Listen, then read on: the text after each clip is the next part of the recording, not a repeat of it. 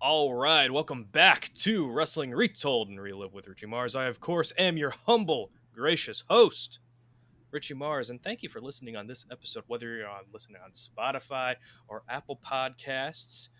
But enough about that. We had a big episode last week. We had year one of the head of the table, Roman Reigns, but we're going even further back in time that precedes the tribal chief. We're going to authority, the whole entire faction. But of course, I can't do this alone because I don't want to be alone in my sadness. You always need a buddy for this buddy system. So I had to call in the big guns, and that is Pat the Wiseman. Pat, how we doing, man? I'm doing well, man. This is a storyline, a moment in wrestling that I'm very fond of. Um, we'll get to certain aspects of it of why they're more important than others, but I agree.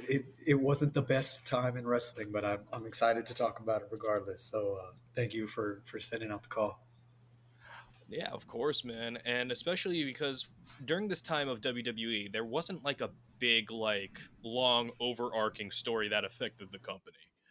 And with the authority itself, it was kind of like a lot of anticipation because we'll go through the precursor of it because you had John Cena pick Daniel Bryan as his SummerSlam opponent, and that matchup actually came from Vince McMahon having a conversation with John Cena, saying, "Who do you want to face next for the WWE Championship?" And John Cena said Daniel Bryan, and this was going to be at Money in the Bank. Yeah. It wasn't going to be at Mhm. SummerSlam.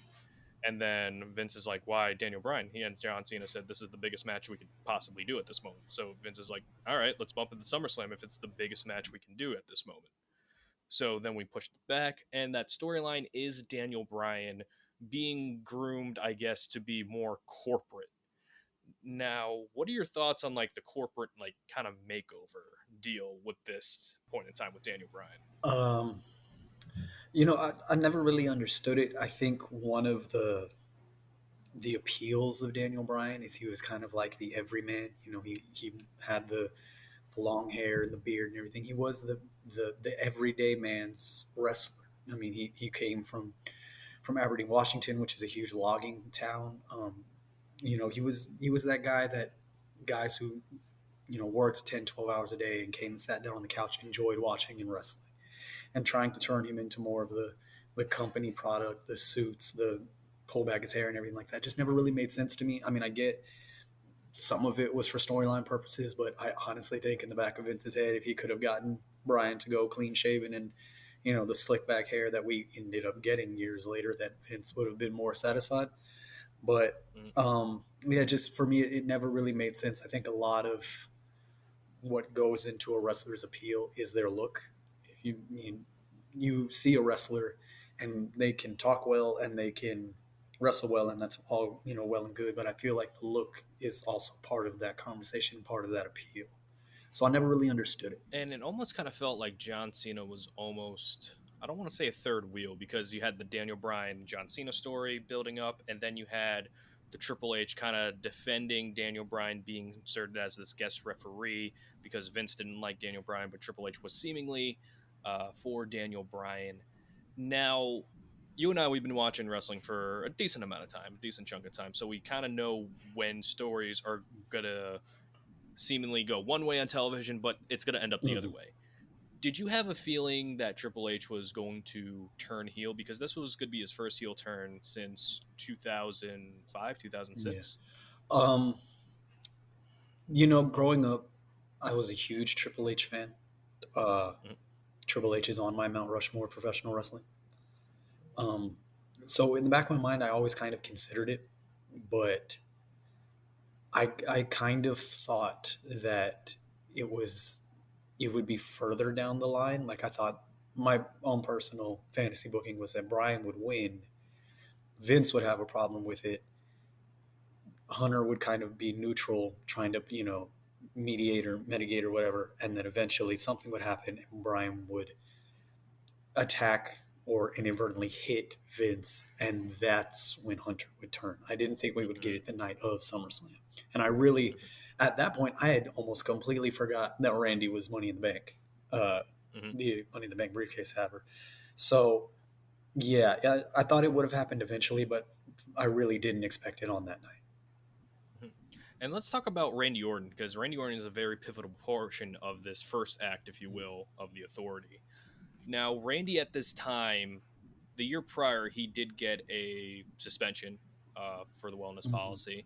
And it just seemed like for that year, he was kind of in neutral, where it's like he would have feuds, but none of them really were pretty much elevating him as a character. And then he really didn't start going again until the post WrestleMania, at least this year, when he had that like quasi feud with Daniel Bryan. They challenged for the tag titles at Payback, I I believe it believe, was. and then you had that excellent match on Raw where it was the street fight. Daniel Bryan made Randy tap, and I feel like Randy is like up there with Rock as like most giving top stars when they're at like a peak of their career, and very fortunate. Do you think Randy Orton was the right guy for the Authority at this point? Absolutely. Not only again with everything that you just stated, but with him already having the connection to Triple H, and at that time, I feel like there really wasn't anybody else that was um, that could go to those levels of being that much of a terrible person, of being a heel the way that Randy can, and the way that we've known Randy to be able to do for countless numbers of years. Um, and he was the right guy because while we had everybody that was supporting Brian and everything like that, he still I feel like needed that rub from that one top guy. And yes, he got it from John at SummerSlam, but to get it as a continuing storyline from somebody like Randy, who was that prominent and who could be that super heel to Brian's plucky baby face, just made so much sense. And again, at that time, 2013 when it started, I don't think that there was a better choice as far as a heel in the WWE at that time. Okay, so we get the SummerSlam, we get the debut of the Busaiku knee, which I have you played WWE Supercard or heard of I it? have. I've never played it, but I'm aware of what the game is. So I played it, and you know how they were calling like Daniel Bryan a B plus player. Apparently, the finishing move name is called the knee plus. Okay. So anyway, Daniel Bryan pins John Cena with the knee plus. I remember this was during the time where it's like Kenta would like went on Twitter and he's like, everyone's stealing my moves because like Punk took the GTS, Bryan took the knee. But Daniel Bryan is the new WWE champion.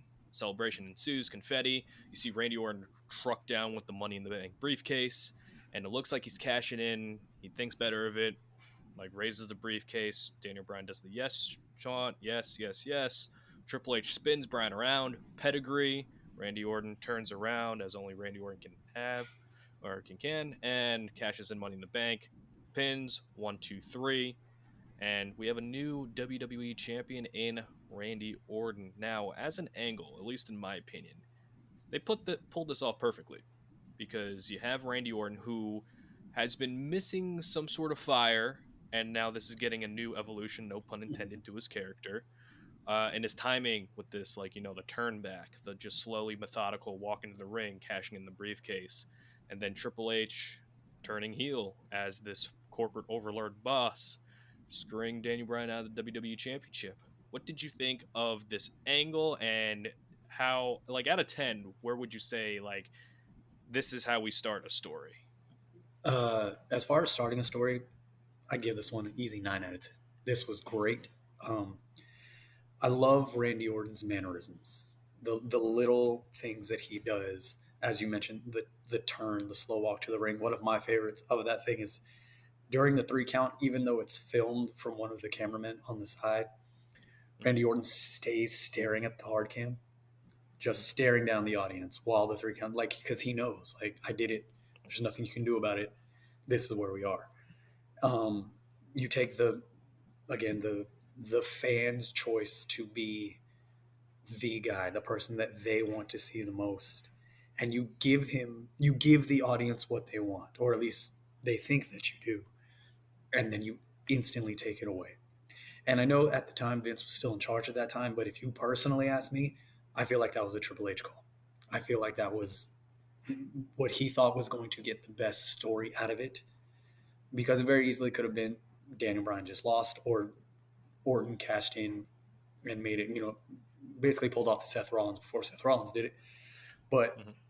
this, as a start, and again we'll get to the rest of it later, but just as a jumping off point, I was fully invested for this to be just an incredible storyline when I thought it was just going to be Daniel Bryan versus the Authority and then nothing. But as a start jumping off point, great, 9 out of 10. Everything can always be a little bit better, but still Mm-hmm. incredible. And for that, we kind of have to go to the next night on Raw.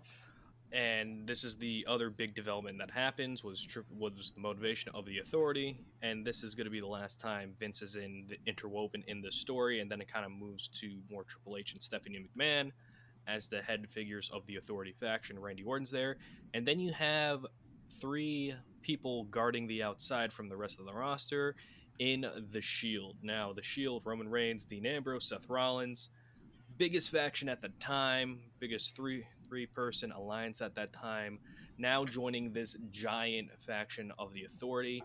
Do you think joining the Authority kind of crushed the Shield's cool factor and that's why they were added to the Authority, to give them more heel heat? Or do you think it was kind of like it made sense because they were all for justice, and justice and the Authority kind of go hand in hand? Yeah, I think it made sense. Not only them being, the hounds of justice, and kind of being at the time, although they were called that, the way I looked at them is I feel like they were more of mercenaries. They were at Mm-hmm. CM Punk's call at his request. Again, through kayfabe purposes, I'm assuming they got paid, and I'm Mm-hmm. assuming it was the same thing for the Authority. Also, the uh, you have to go back to when Daniel Bryan and Kane were the first people to pin the Shield on SmackDown. His team held no, so I felt like that was maybe just a slight tie-in. If whether it was or not, I can't really say for sure, but that's just another, I feel like, caveat for them to join. Mm-hmm. Um, I think it really did give them a good rub, because while they hadn't faltered any as far as the main roster goes, they were still, doing really well. I feel like them being involved in the Authority storyline and being on TV every week and being, involved in that spot, constantly being on screen characters, whether that be in backstage, coming down doing beatdowns during matches, things like that. It helped them a lot. And so uh, I thought it was a good addition, especially once you get further down the road when we get to that, of what it did for the Shield. Mm-hmm. Especially on this first night, of course, like I said, this is when we get more of the transition out of Vince over to Hunter and Steph. This is where the first line of the B plus player call out comes, where they dub Randy Orton the face of the company, Mm-hmm. and they dub Bryan a B plus player, and that became a thing for a long time for Bryan, and then Yeah. I think Bryan even reused it against Kofi several years later. Mm-hmm. So yeah, this was good. So we're still knee deep in kind of telling the audience the story of this new Authority, and for a lot of Raws in a row, and this is at this point where SmackDown was kind of like a recap of Raw show. Like you'll get some matches on SmackDown, but it was like here's what happened on It was Raw. a clip show. And yeah, so with Raw, they would do like these endings more often than not with the entire roster watching Daniel Bryan getting beaten down, Triple H kind of mean mugging the roster, who are just kind of looking away because they're being intimidated by the Authority. And for me, this is kind of like the first strike against this angle, because it kind of made a lot of the roster seem very timid and just seemed like cowardish, because they're watching one of their own kind of get sliding back, and there was nobody kind of resisting. Like there was a segment on SmackDown where Miz had Miz TV, and he called out Dolph and Big Show, and like they're just saying, "Oh, that it was hard to watch." And Miz is like, "Oh, we gotta stand up and be brave." And then Triple H comes, and then Miz keeps his mouth shut. What did you think about that aspect of the Authority storyline? Do you think it made sense, or did it like kind of falter a little bit? Uh, I feel like it was almost a double-edged sword, um, because while yes, it did make a lot of the talent, look very timid, scared, whatever terminology you want to use. It also it gave the authorities so much gravitas to them. Mm-hmm. They were the untouchable. They couldn't be messed with no matter what, no matter how you felt, no matter what you said, no matter what you thought you were going to do. At the end of the day, pun intended, they were the authority. You couldn't do anything for fear of losing your job. And so, again, I look at it as both sides of the coin, but at the time, again, it was still very early.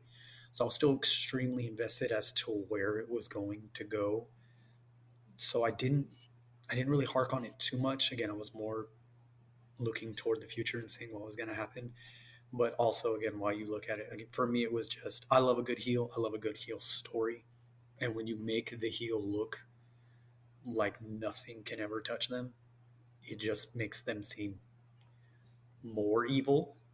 And so I Mm-hmm. feel like that, again, while it did kind of hinder the roster some, it boosted the storyline and the authority as a faction or as a group in and of itself. And speaking of people who got fired during this story, we have Cody Rhodes saying that he wants Daniel Bryan to get a fair shake. And then Triple H mentions that Cody has a wedding coming up and he's angry that he didn't get an invitation. Randy's like, I didn't get an invitation either. So a match is made later tonight, Cody versus the WWE Champion. And if Cody loses, he gets terminated. And well, Cody ain't beating Randy Orton in this era right away. He's not gonna do that right now. So Cody loses, he gets fired, and then the story kind of plays out concurrently with the other Authority storyline of Randy Orton and Daniel Bryan, with Goldust trying to win Cody's job back, and then we'll get to Night of Champions when we get to it. But how did you feel about this part of the story about Cody being fired and Cody specifically being the one getting fired? Do you think it helped Cody? Do you think it could have been anybody in that spot? What do you think? Um, I feel like it had the makings that it could have been anybody, but I feel like WWE put a lot of faith in Cody to do it. And for all Mm-hmm. intents and purposes, Cody did great. Even back then, Cody, I feel like, was very wise beyond his years as far as I agree. understanding the business. And he's always had a really really good chemistry with Randy. Um, so when the firing happened, I never once thought he was going to be gone for good. I just Mm-hmm. didn't. I did not expect Goldust to come back because at that point I hadn't seen Goldust. God, I can't even remember the last time I saw Goldust. Because I remember he was released earlier the year before because he was a producer Mhm. and he got fired for. Do you remember the Primetime I do Players? remember the primetime players. They did like a finish on Yoshitatsu where it's like Titus had Yoshi in a power bomb and Darren Young went for the clothesline, but Yoshi kind of like smushed his head. So it's like it looked nasty. So I think that was the spot that got Goldust fired as a producer. Yeah. So when they brought him back, it was it was very cathartic because Mm-hmm. at that point you never saw Dustin and Cody really interact with one another. It was kind of yes, they're related, like everybody knows that, or at least the above average wrestling fan does, but we don't need to make it a point to announce that they're related. Mm-hmm. So it was interesting to me. That again, this is still me being very invested in the story, and we're gonna hit one of those lulls very soon, as I look at my notes. Um, but the Cody uh, Goldust getting fired, and then you had the Dusty Rhodes promo when Mm-hmm. Dusty puts his hand in Steph's face, which was unscripted, and apparently he No, got it a was. lot of Mm-hmm. heat for it backstage. But honestly, and just from watching wrestling and watching all of the stuff that we do behind the scenes, podcasts, things like that, I Mm-hmm. can honestly with would be willing to put money that that segment happened. Dusty walked backstage. Whoever got mad at Dusty, Vince, Steph, whoever, and he honestly was just like, I don't care, and just kept on going about his business. But yeah, again, it was the family. You know, we always say that all families come together in wrestling at some point, and this was Mhm. the first time we saw all of the roads together, and it was interesting. And I really liked the bringing of everyone together, bringing Dusty, you know, from being the coach on NXT, rehiring Goldust, bringing him back, Cody, like that. And again, it was just more. It was more of anticipation of, okay, now we have someone else. You know, Daniel Mhm. Bryan is his own thing, and that's still kind of going on. But now there's someone else stepping up to the authority. Now, what are they going to do? So it's like we got our A story, we got our B story, and now we have this whole entire authority storyline playing out throughout the show. So we're not seeing 8 segments of Daniel Bryan, Randy Orton. We're getting some variety in there as well, which is always good when you have giant stories like this. When you have mini story arcs that's going on, look at the bloodline that's happening right now. You have the Roman story, you have the Jay story, you have the Sami Zayn story, and then sometimes they'll intersect with each other, other times they'll veer off. So it's smart on any storytelling where you just kind of like follow these characters that's in a part of these bigger stories, like yeah, the Avengers, like Infinity War and Endgame. You know, Thanos was the ultimate threat, but then you had these character Mm. interactions on the side. So it's always cool to see that, and you get combinations of people you didn't know you wanted to see interact before. And we are going to hit one of those lulls right now as we go to Night of Champions. Uh, So it's Randy Orton versus Daniel Bryan in I guess a rematch of SummerSlam, and the finish is the knee plus. It's good. It's stuck in my head now, and it's a fast count 1, 2, 3. But the celebration goes off the air as Daniel Bryan is the conquering hero, and then the next night in Raw, WWE, you know how they like to use their buzzwords during this time. They decide since the referee Scott Armstrong, who later became the Authorities referee, did a quick count that the title was going to be held in abeyance. It's not going to be vacated, it's abeyance. So that was the buzzword of the month. So, Pat, I said a lot right there. I said a lot of words, and I'm wondering how you're feeling with all these things kind of thrown at you. You got the top heel of the faction getting beat. You have your babyface getting that cheated the win, and then the next night you have the championship vacated. I feel like this is kind of like we're gonna play 4D chess here, but there's a lot of unnecessary things that have happened right here. Mhm. uh, yeah,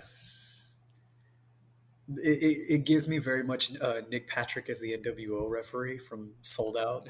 Yeah, Yeah. also I just have to throw this in because he's going to become very pivotal going forward after this. Um, right before this is when the Big Show has now inserted himself into this story. Fresh Oh, off we're of gonna get his there. Yeah. 14th, 15th heel face turn, whichever one it was, I couldn't tell you. This is when he was punching everybody because despite him wrestling for 20 years at that point, he was Mhm. broke somehow. Oh, this was the ironclad contract era. Yes, so Oh he yeah. was held under the authority's thumb. He was tasked with punching a lot of people, including Dusty Rhodes, as we mentioned previously.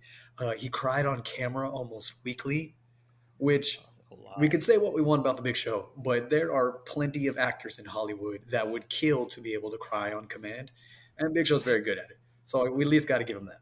But back to Night of Champions. It just it made no sense to me. I couldn't figure it out as to this. And again, through dumb luck, they managed to get the outcome that they wanted. But this could have been,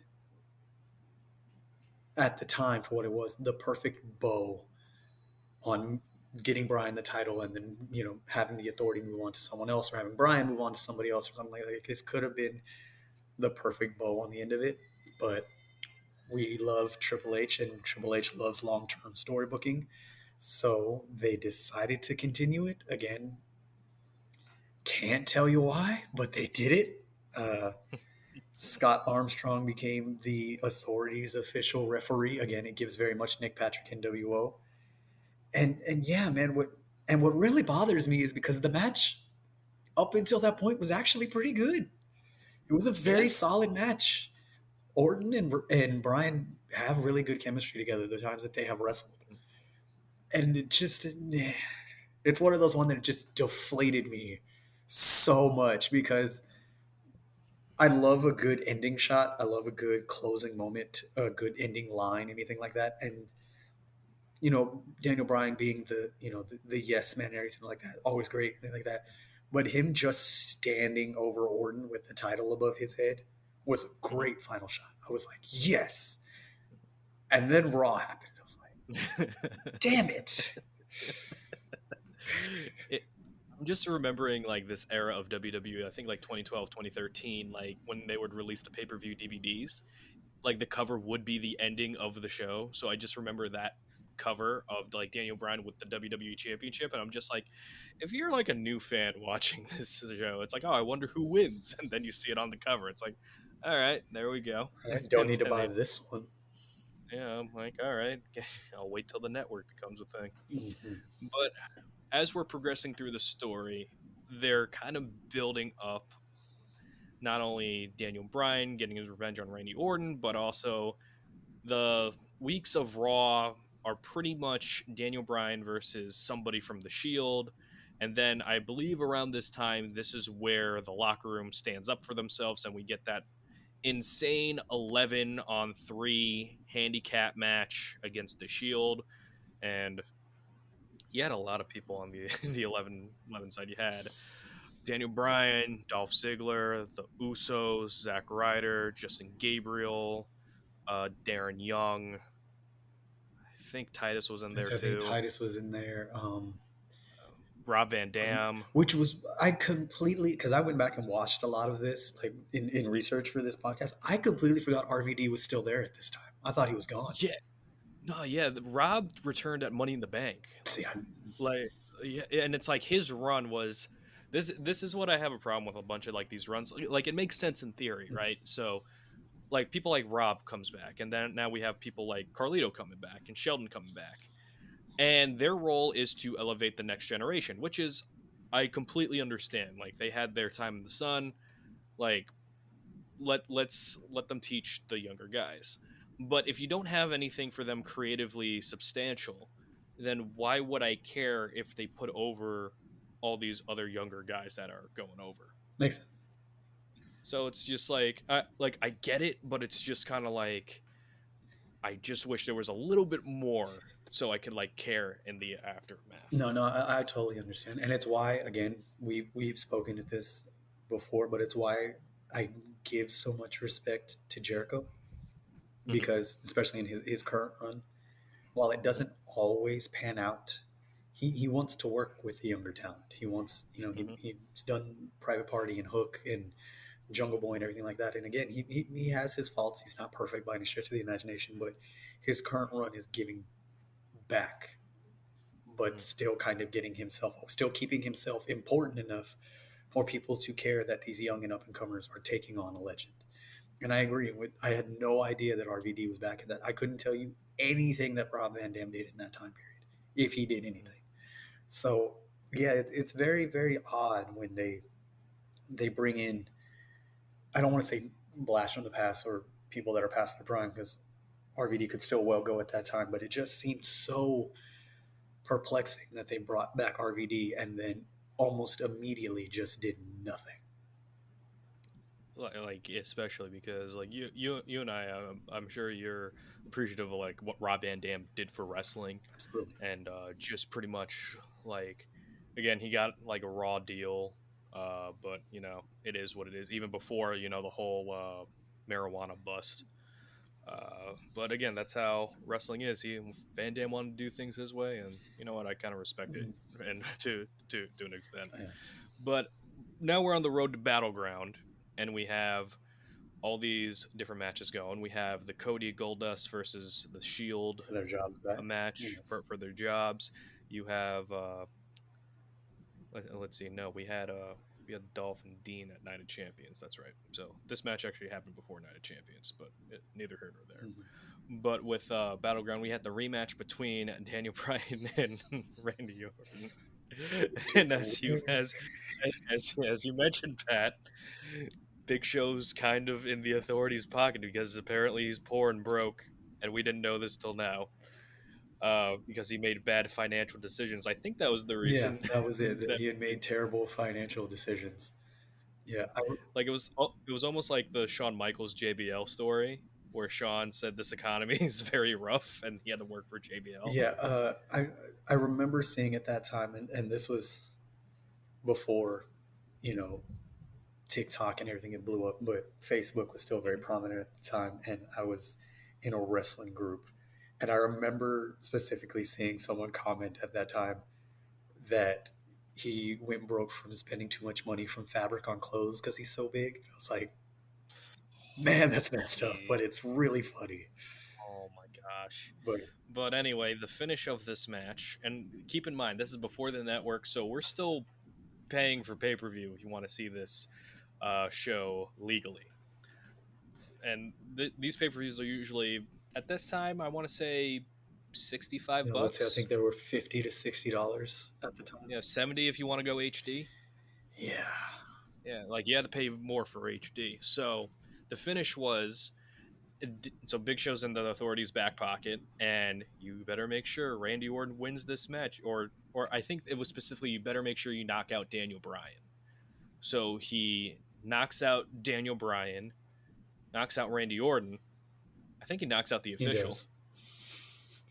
and that is how the show ends. Yeah, So we got this great match of the Shield and the Rhodes brothers, where Cody and Dustin win their jobs back. And I just remember looking, I'm just like, I don't even think Goldust had a job before he came back. He wasn't on the roster. So how do you, I'm like, okay. And then we had Randy Orton and Daniel Bryan, as we mentioned before, have very good chemistry with each other when they aren't creatively stifled. And this was probably the ultimate stifling of creative. So, Pat, it seems like on television, like the building up of the authority is fine, but these pay-per-view endings are just kind of like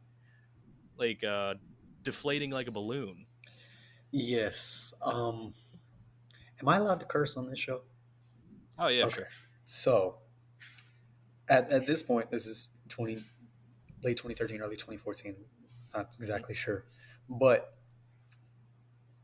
by this time, I had been watching wrestling for almost 20 years at this point. Because I Oh started wow. very young. When I was 2, 3 years old, was my dad first sat me down in front of a TV, and I had watched a lot of wrestling at that time. I had already become very knowledgeable in the product, everything like that. On free TV on Raw and SmackDown, yeah, it's not great, but yeah, we know how the game is played. It just happens sometimes. Hmm. But when I am shelling out $50 to $60 to watch wrestling, I expect people to fight, and I expect one of them to fucking win.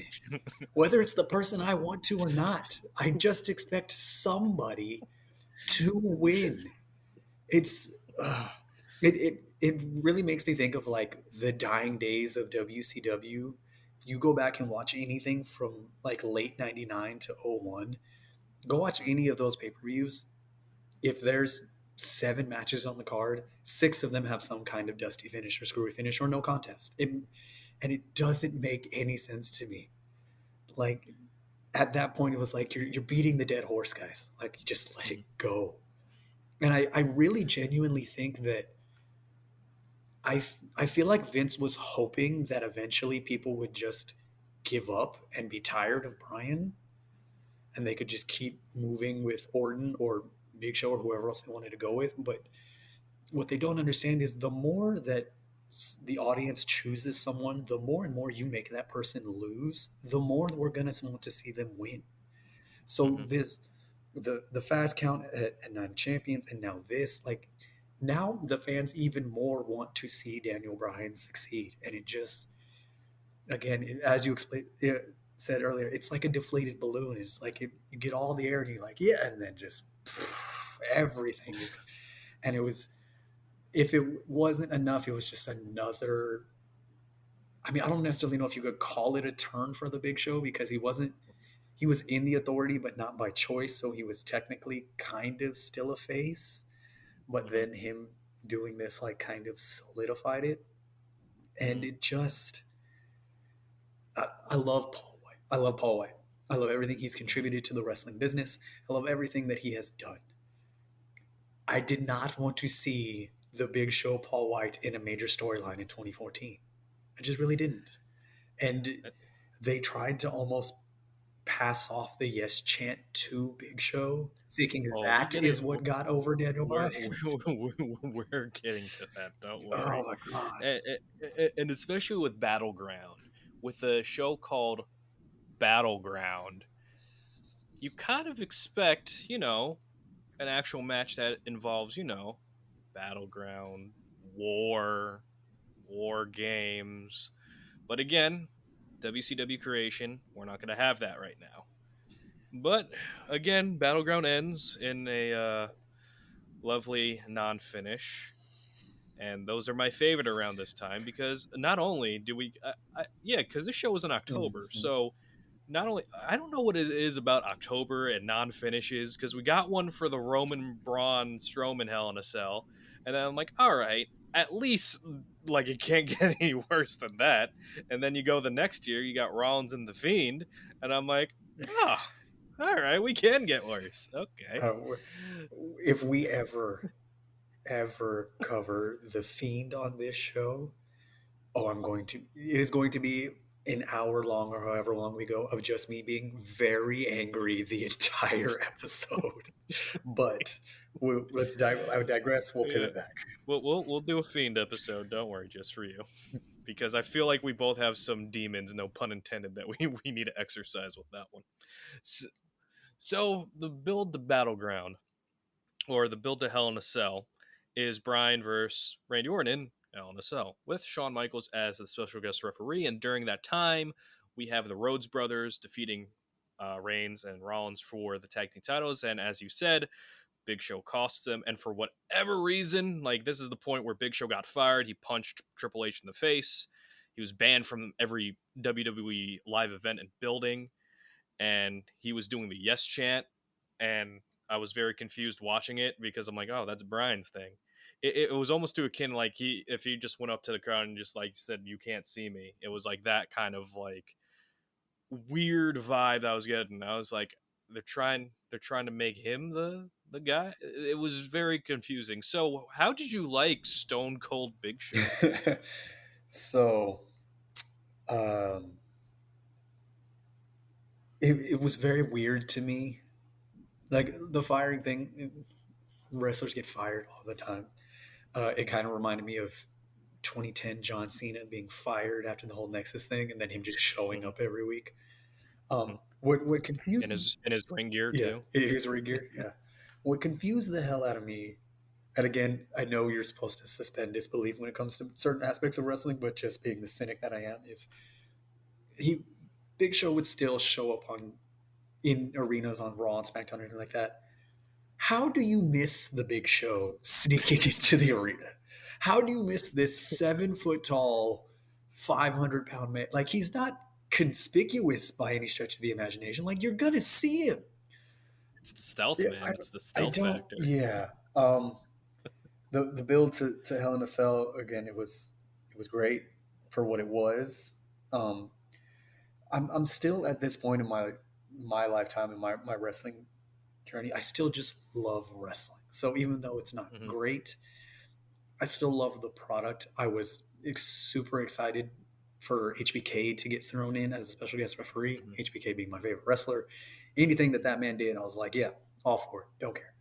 I almost thought he was going to be a lot more of a neutral party, being that he trained Daniel Bryan, air quotes, Hmm. trained Daniel Bryan. He Yeah, oversaw he oversaw Daniel Daniel Bryan. Bryan's They would keep transformation. they would show that one picture of them training together Like years ago. Brian's in the background. You see like a giant Lance Cade. I think Spanky's in there Yeah. too. Uh, so that really, I got a good pop out of that one. Of course, they were building the Rhodes brothers versus the Shield for the tag titles. Um, again, And they had the Usos in there yeah, the too, I Usos think. were thrown in there as well. Uh, at that time, I really, really thought Cody was going to be a lot more than he was, more of I what he agree. ended up becoming. Right. Uh, Obviously, that didn't happen because he ended up getting, sucked into the cosmic wasteland, and we lost him for a while, but he came back. I call this the Arrow Cody era, where it's like he was just dressed as like Stephen Amell's era because he still had like the Hmm. hoodies, and that's actually why I wear the hoodies like now that I do. So just like that's a little fun Oh, there you go. fact. Yeah. But yeah, but yeah, like Cody, like they were kind of building him up after the Randy Orton firing. As I'm like, oh, okay, this is where we propel Cody to that next level. He got like that big pop at Money in the Bank. He didn't win the briefcase, but then he beat Sandow for the briefcase. That's another episode for another time. But like it seemed like there was like more for Cody to do, and I remember like I think I saw like a video about like Cody and Dustin were on commentary, and I remember this night vividly because that's when they debuted their mixed theme. Look, we joke about Def Rebel, but I'm just saying Jim Johnson didn't always hit home runs Oh there. no, not always. But like JBL was just like yelling at Cody, and Cody could not get a word in edgewise. So it's like, they're trying to like poke and prod at him a little bit. So I was like kind of bummed. But yeah, he was. They were kind of like in the tag division, and at this time, if you're in the tag division, you're not really doing anything. Yes, this was not great for the tag division, which is weird because I believe it was right around this time, or maybe a couple years before, when they literally had a 10 tag team Survivor Series match. And I remember, That was a couple years after, yeah, yeah. and I remember going back and looking at that for a different podcast that I had done with another friend of mine, and thinking to myself, there were 10 tag teams on the roster at this point. Like, we don't really have that anymore. But yeah, at this point in time, tag team wrestling was not represented well in the company, which I've never understood as much as WWE likes to kind of, they prefer showmanship over wrestling in and of itself. Hmm. When you have more people in the ring, there are more rules you can break. There's more stories you can add into it. I don't understand how WWE didn't get behind that more. Yeah. So the philosophy, as Freddie Prinze Jr. tells, and he was a writer for WWE for a Yes. time. So if you're a fan of Freddie Prinze Jr., you have another reason to like him. And he asked Vince about doing a tag match, and Vince said to Freddie Prinze Jr., "Freddie, I have to pay 4 guys for one match." And that was the mentality at that time, where it's like you have to pay more people just to get one product out there, essentially. So that was the viewpoint, and Freddie was there in like 2008, 2010, 11ish. So it's like it was kind of around that era, and of course as you grow older you kind of like stay in your beliefs a little bit more. So unfortunately, like the tag team championships are just kind of, this was the penny era, where they were bronze and they were a clear distant third compared to like every other championship out there. For all the hate that it gets, while I wasn't a fan of the design, I didn't mind the copper look. I thought it was unique. Hmm. I think I think they got a lot more hate than they kind of deserved. Like, granted, I like the ruthless aggression, like the world and the WWE tag team title. So I think once you retire like designs that the fans love, anything that is going to come after that, unless it's like super like great, is going to be considered a downgrade. I mean, So that's I true. think that's where the I just thought process it is. kind of blows my mind because I mean, a lot of people don't remember, like, we had the spinner title We for did, 8 years. and it didn't spin for at least 7 of them. Yeah, it stopped, and then it had Edge's logo on it for a little bit. Like, Edge's logo, like when I saw Miz win the championship and he had like the belt covered, I'm like, oh, we're actually gonna get a custom title. That's pretty cool. And they just flipped it upside down. I'm just like, all right. yeah. So um, it was great for the gimmick of the time for John Cena, Mhm. but we had that title for entirely too long. Entirely too long. It made a lot of money, so Yeah. that is I why. mean, I'm not gonna lie. I had the belt buckle that looked like it that I could put on my actual belt, but I was in like seventh grade when I had that, so we're pivoting. But Yeah. yeah, those tag titles were. I feel like they get a lot more hate than they deserve. I honestly like them better than the brand split versions of them in silver, the Yeah. red and blue straps. But Mhm. again, digress. So we're at Hell in a Cell right now. Yes, we are. So Cody Goldust retain. Then you also have the main event in Hell in a Cell, which is, drumroll please, Daniel Bryan versus Randy Orton with Shawn Michaels as the special guest referee. Inside I Hell in a believe Cell. they, I believe they did one go home promo where Shawn Michaels was like kind of They neutral did. and kind of taking like Bryan's side, but of course, chicanery has to be involved. So Shawn's down. Bryan hits Triple H with the knee. Looks like Daniel Bryan setting up for Randy Orton with the knee, and then super kick, sweet chin music by HBK to Bryan. Randy pins and wins the WWE Championship. Now, this wasn't like a deflated balloon kind of deal for me. This was more of, oh, I expected this. And I expected this because they followed everything I thought that was going to happen to a T. Yeah. The I'll get to the main event in a second. The Rhodes brothers winning the tag titles. Great moment. I love Michael Cole's call during this match. I thought he. This is when Michael Cole for me really started to become more of the audience's play-by-play announcer. He had stepped away from being horrible Michael Cole and the coal mine and everything like that. Uh, again, another story for another time. But like he got excited when faces would win, and he was upset when heels would win and things like that. So I loved um, Michael Cole's calls during this match. Being someone who, and you watch me do this when I point out things in wrestling. Being someone who points out small details that bother me in wrestling, it bothered me that Goldust was in his all gold gimmick and had pink Oh, gloves you on. had It yeah, for bothered the the hell because out it of was me. I couldn't figure. It was breast cancer awareness. it yeah, it was during like the breast The cancer awareness too. Like, Susan B. Coleman, was that what it like was? yeah, yeah, and like everybody had like a customized like T-shirt of their Yeah, like their logo in regular pink. shirt. Yeah, but yeah, the Goldust with pink gloves like bothered me Yeah, too. I'm just like it just doesn't go well. yeah, it threw me off. Um, the main event, uh, again, as I said, I was almost convinced that HBK was going to be more neutral grounded up until Daniel Bryan kneed Triple H, and I was like, no, there it is. There's where it's got to happen.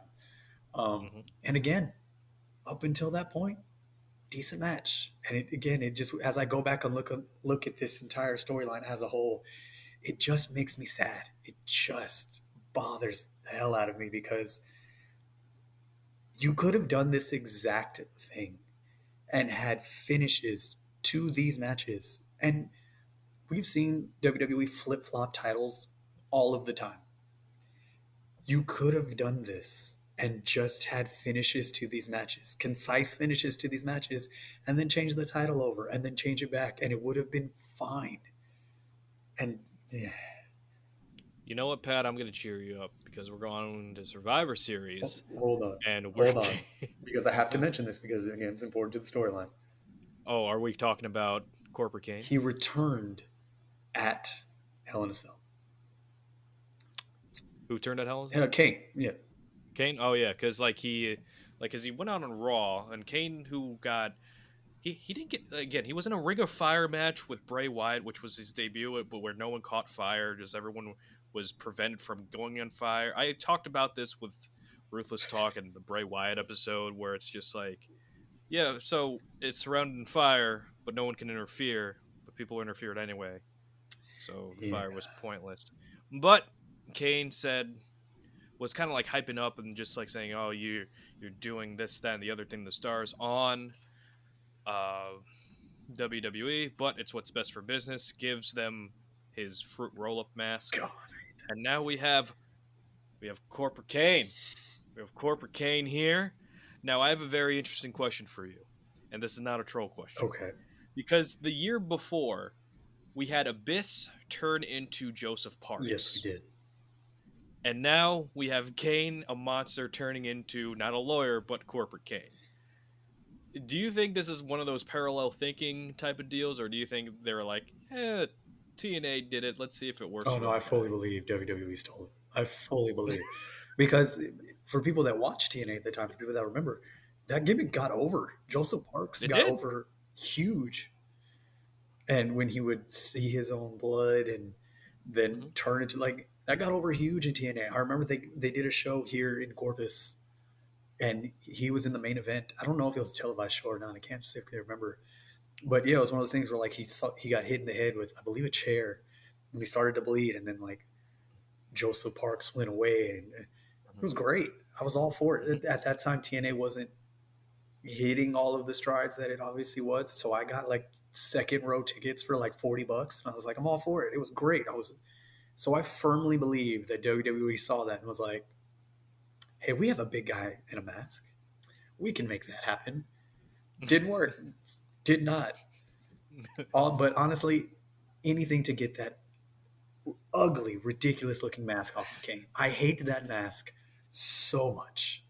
I didn't understand it. I'm just like, what is it supposed? Is it supposed to be like flesh? Is it supposed to be like? Yeah, because at that point, And then he had the welder's which I mask loved. above that Yeah, mask. that mask was Yeah, great. the welder mask was good, but then he took it off. I'm like, oh, Yeah, yeah. oh, Because Kane's debut mask was extremely iconic. I love it. Even when he went to the tank top and the cut off the mouth, still was yes, great. yes, yes, Still yes. loved it. Yeah. He lost the mask. Had that ridiculous haircut for a night. It's fine. Oh yeah. um, Yep. but then he didn't have a mask. Then he was gone. When he came back in the welder's mask, I was like, oh, that's gonna be like his thing, like fire, welding, everything like that. And then he's gonna take it off, and it's still gonna be bald Kane, maskless Kane. Like that's extremely. And then he took it off, and we saw the mask, and I was like, the fuck is that? I don't. I don't eh, He embraced the hate. You know what I mean? eh. I mean, He embraced it. I'm sure he So, needed to embrace a lot more once people saw the mask. well, we're gonna embrace Survivor Series as we get to the WWE Championship. Randy Orton versus a returning Big Show, who was brought back by the board of directors because Big Show was threatening a lawsuit. The classic And storyline of the lawsuit. I am so glad we have a babyface that goes to lawsuits as a way to get back to the company. So, Big Show, his requests, of course, WWE Championship match. He said he could be the face of the WWE, and that triggered Stephanie McMahon because they were kind of like rolling over for him. And of course, then you had Big Show versus Shield on 3-on-1. Let you guess how that match ended. And then we're at Survivor Series. It was a match that happened. I'll give it that. It happened. We allowed it to happen. Randy Orton won. I think with the wasn't the punt. Did he win with the punt I or believe it was the was punt. okay? Because I know they had like multiple pay-per-view matches that year, which is so which tells you how we were doing in 2013, where it's like we're trying to build new stars and they can't figure out why we're not building new stars when we have the old stars still main eventing the pay-per-views. Well, we're gonna get a switch in the formula because TLC we got John Cena versus Randy Orton in a tables, ladders, and chairs match, but it's different because we're unifying the WWE and World Heavyweight Championships. Did you think this was a good idea because the brand split is long gone at this point? Yes. Um, I feel like if superstars are allowed to float whenever, there's no need for two titles. Um, Hmm.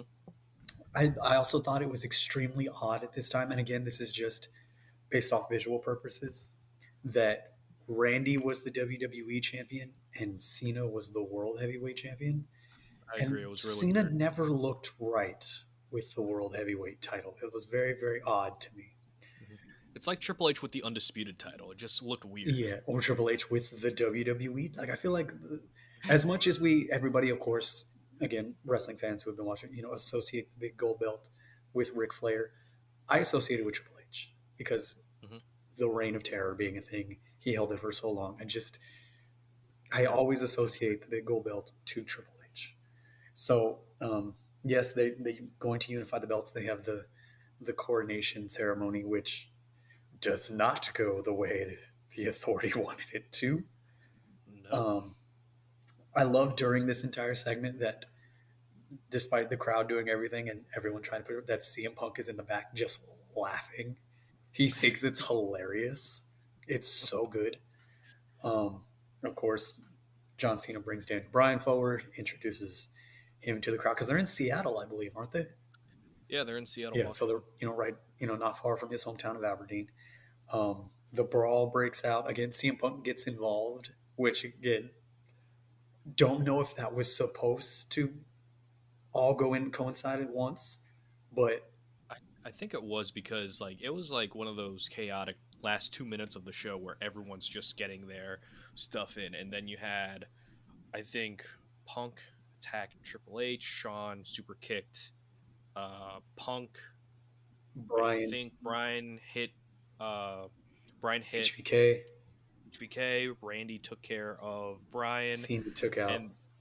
and Cena was going for it, but then Randy tried to like I think he tried to punch either Triple H or Stephanie, and then accidentally like got one of them, and then the ending shot was Cena standing with the Oh yeah, Authority. So it's and like Randy in looking your kind of mind, you're defeated. kind of like, oh, is Cena gonna go to the Authority, which would have been a lot more interesting than what we got. It definitely would have. It really would have. Um, Because like this whole era of WWE, I'm just like, oh, they keep teasing the more interesting option, but they keep going for the boring one. yeah. Uh, I remember when this happened, the that final shot, and again, it was technically the more interesting option, but I genuinely remember thinking, if this is how John Cena finally turns heel, oh my god! If you make him corporate John Cena in a suit and tie and gets rid of the jorts and everything, and this is the heel you make him. One, why? Two, that might be the greatest thing you could have done for John Cena's heel character. Because he could have come out in the same gear and been heel John Cena and it would have been good. But have him completely denounce the jorts, the bright colors, everything, and just be suit and tie corporate heel Johnson, I think would have done wonders. Yeah, But we can't have nice things in wrestling, so we didn't get it.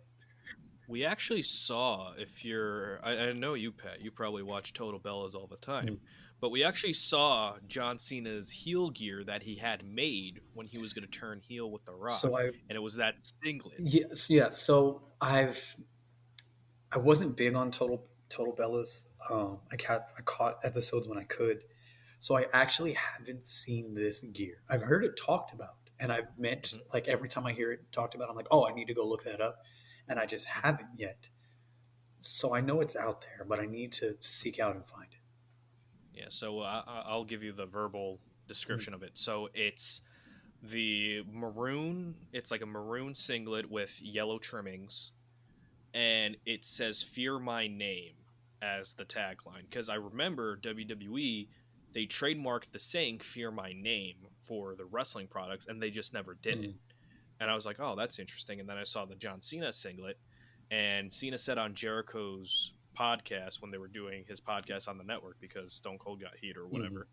Uh, he basically said he got all new gear. He recorded a new theme song because if he was going to go heel, he was going to go in Yeah. 100%. And the problem is there are two problems. One, WWE didn't have that John Cena counterbalance to if John Cena were to go heel. Mm. I think they wanted Sheamus because Sheamus was the big new thing at the time, but he wasn't at that level. And the other thing is WWE around that time just signed an exclusive deal as John Cena as the figurehead with Kmart. Right. at the time. So we can't have nice things because of Kmart.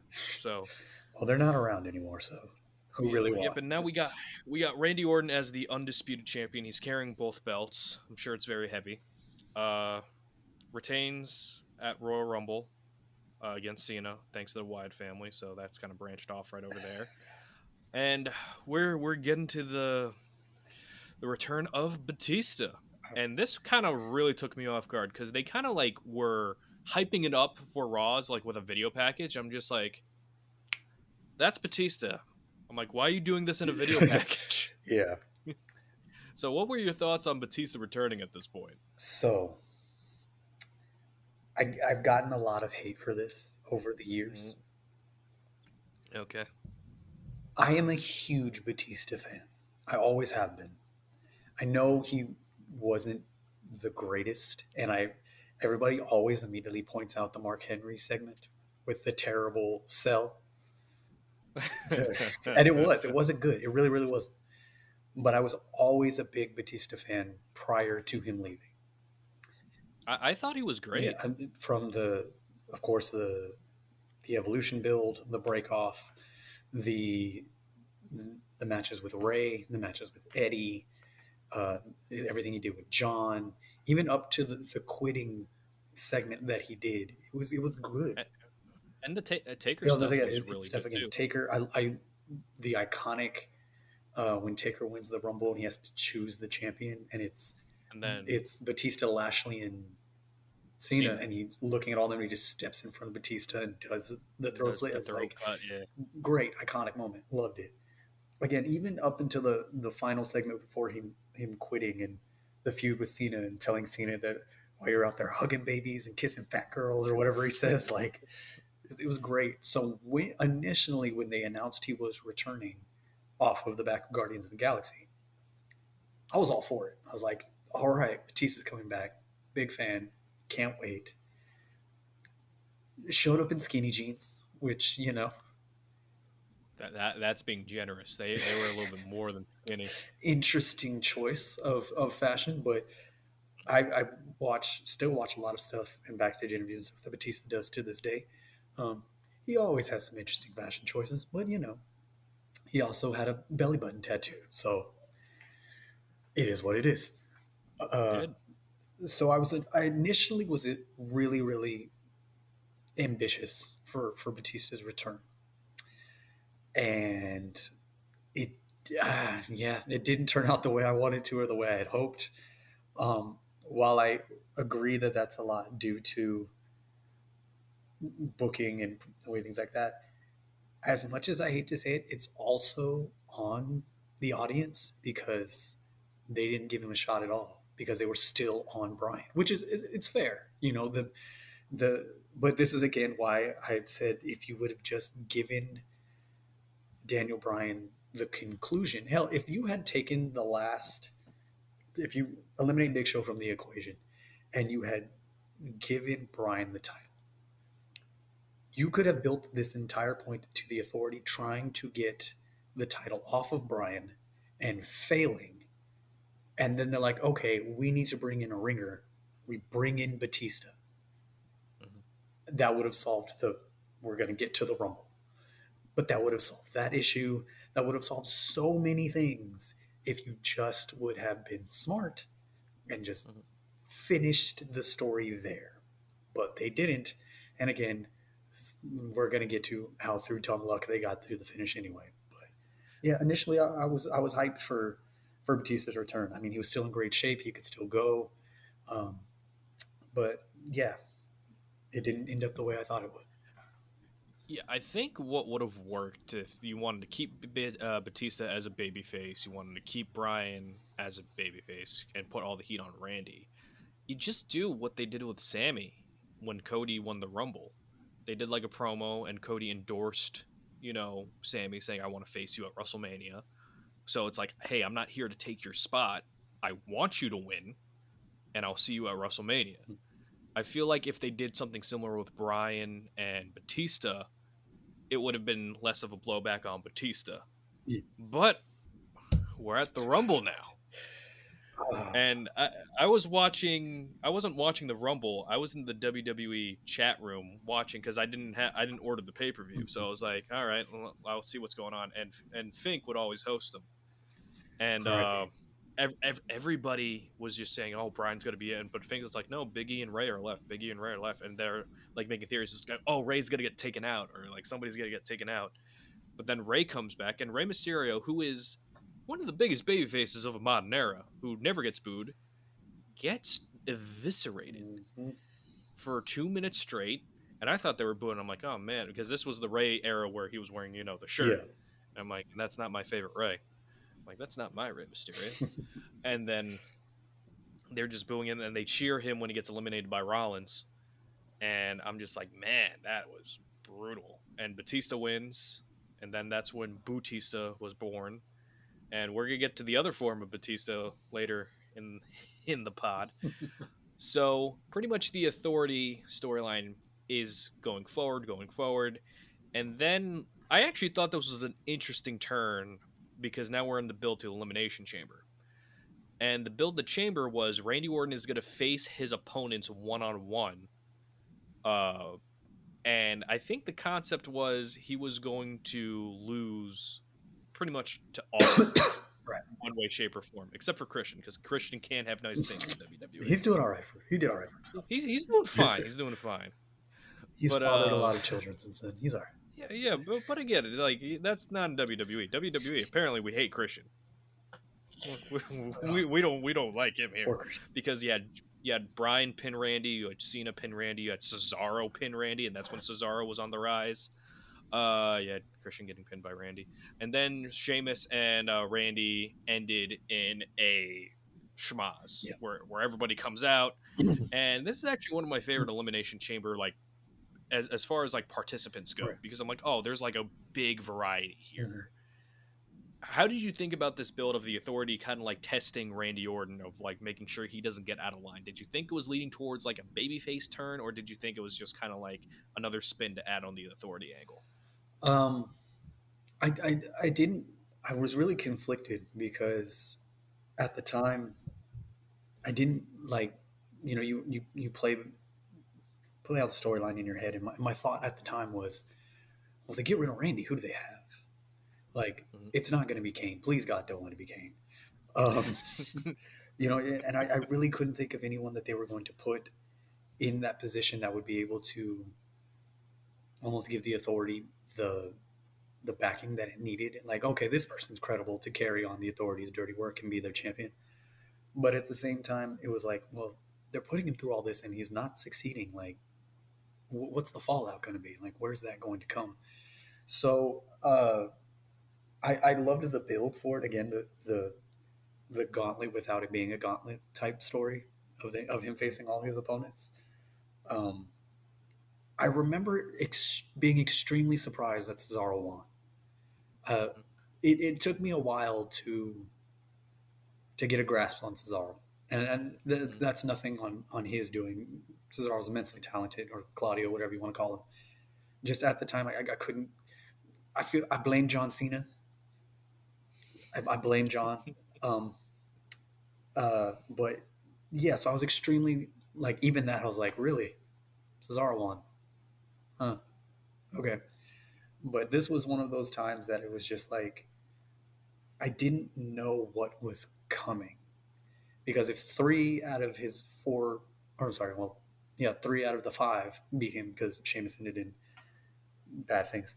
How was the Chamber going to go? Where, if 3 out of the 5 can beat him, is he going to keep it? Is that going to be the next chapter of this story? Like, where are we getting here? And so this was good for me, especially, again, and this is pivoting outside, knowing in hindsight the Elimination Chamber pay-per-view we would get the following year, Elimination Chamber 2015, was here in Corpus. I was there, third row. You can see me on the hard cam. Oh gosh. Yeah, there was one good match in that entire pay-per-view. It was John Cena versus Kevin Owens. That's right. But yeah, I remember very specifically thinking, like, this is going to be good. Like, all of these guys, they are either already established names or have the potential to be big established names, like Cesaro. And while Sheamus had been there for a while, he hadn't really gotten that big kick, excuse me, that he needed. So I was very anticipated for this one. And the match just kind of fell flat. I wouldn't say it was a bad match by any stretch of the imagination, but it wasn't what I thought it was going to be. And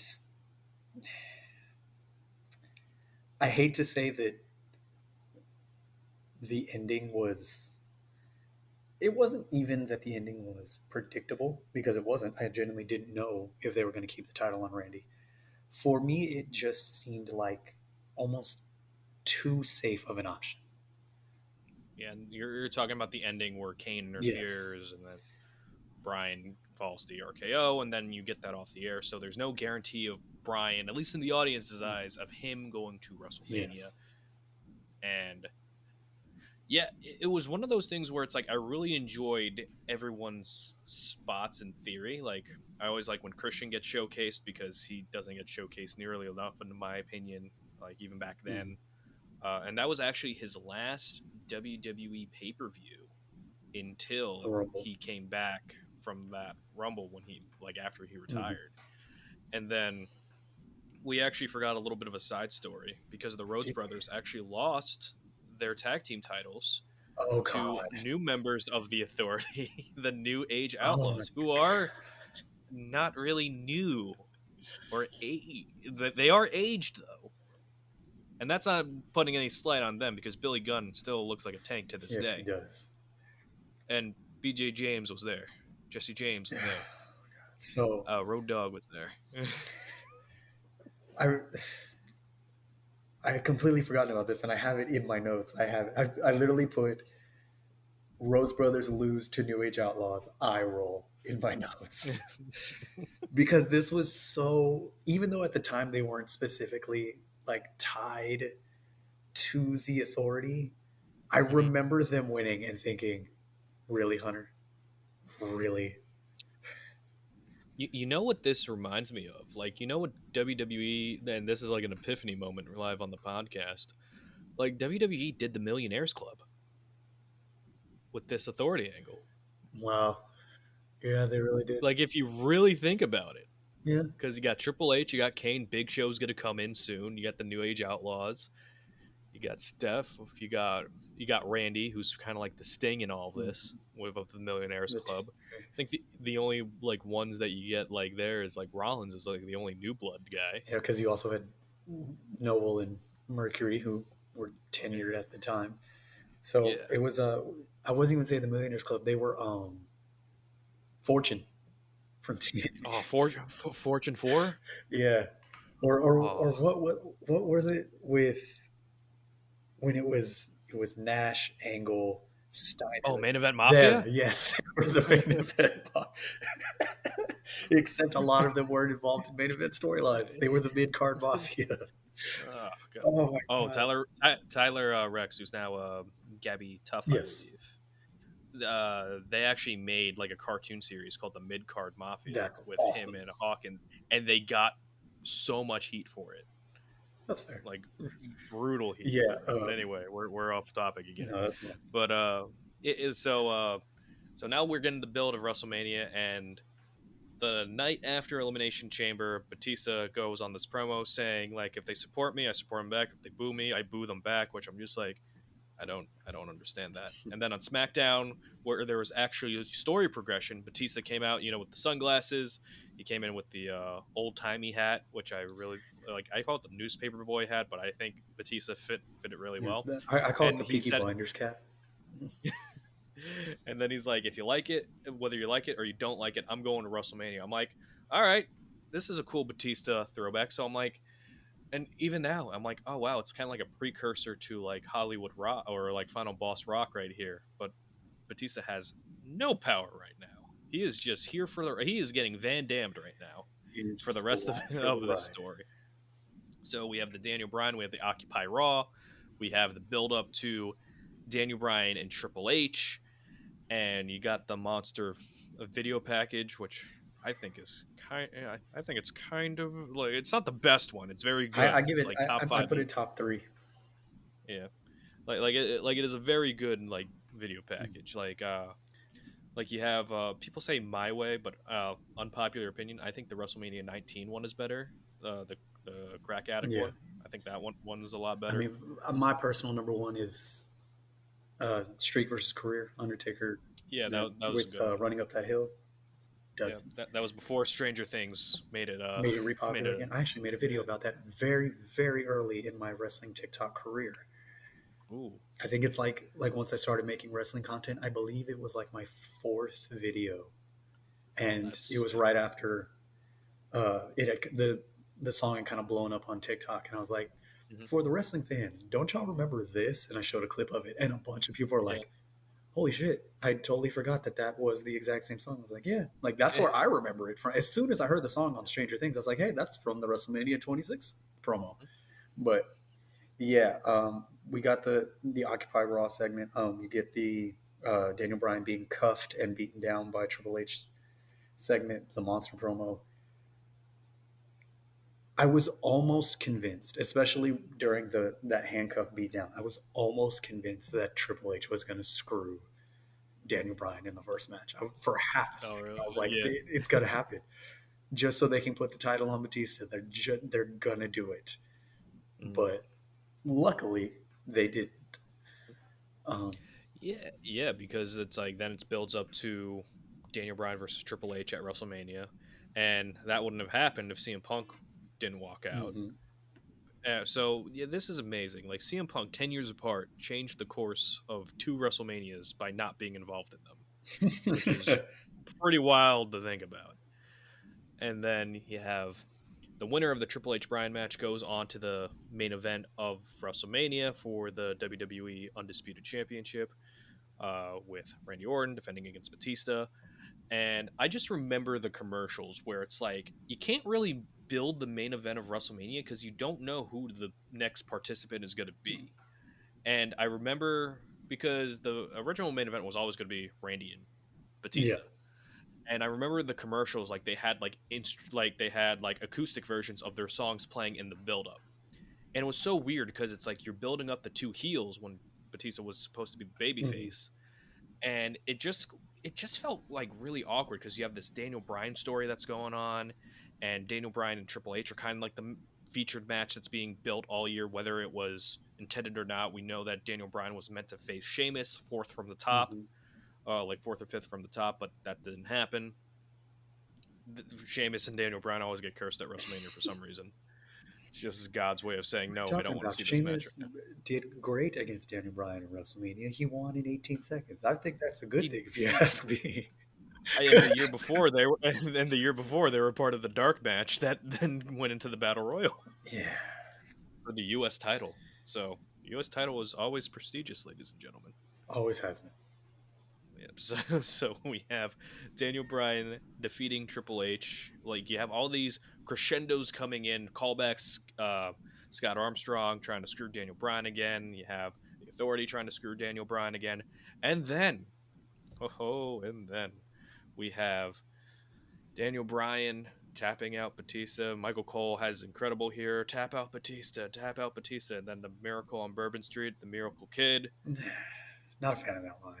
Not a fan of that line. I love Michael And Cole, I do, and I think he's done wonders for the company. I really have.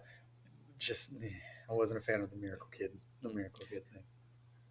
now with Daniel Bryan winning here, obviously correct choice. But hindsight being 2020, and with how messy this build is, like you were alluding to before, this could have been solved way earlier. Do you think we can live in a world where Daniel Bryan doesn't get his WrestleMania moment and still people don't backlash on Batista and Randy? Ooh, that is an interesting question. Um, Honestly, no.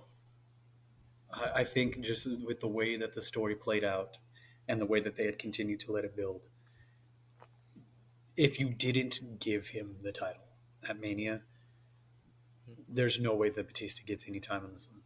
and it's again, it's through it's through no fault of Batista's. I mean, he got his the raw deal of that, but yeah, just it was almost a foregone conclusion at that point. Like Brian had to win, and it it's unfortunate for the Batista fans. I know there aren't too many out there, but he has his supporters, myself included.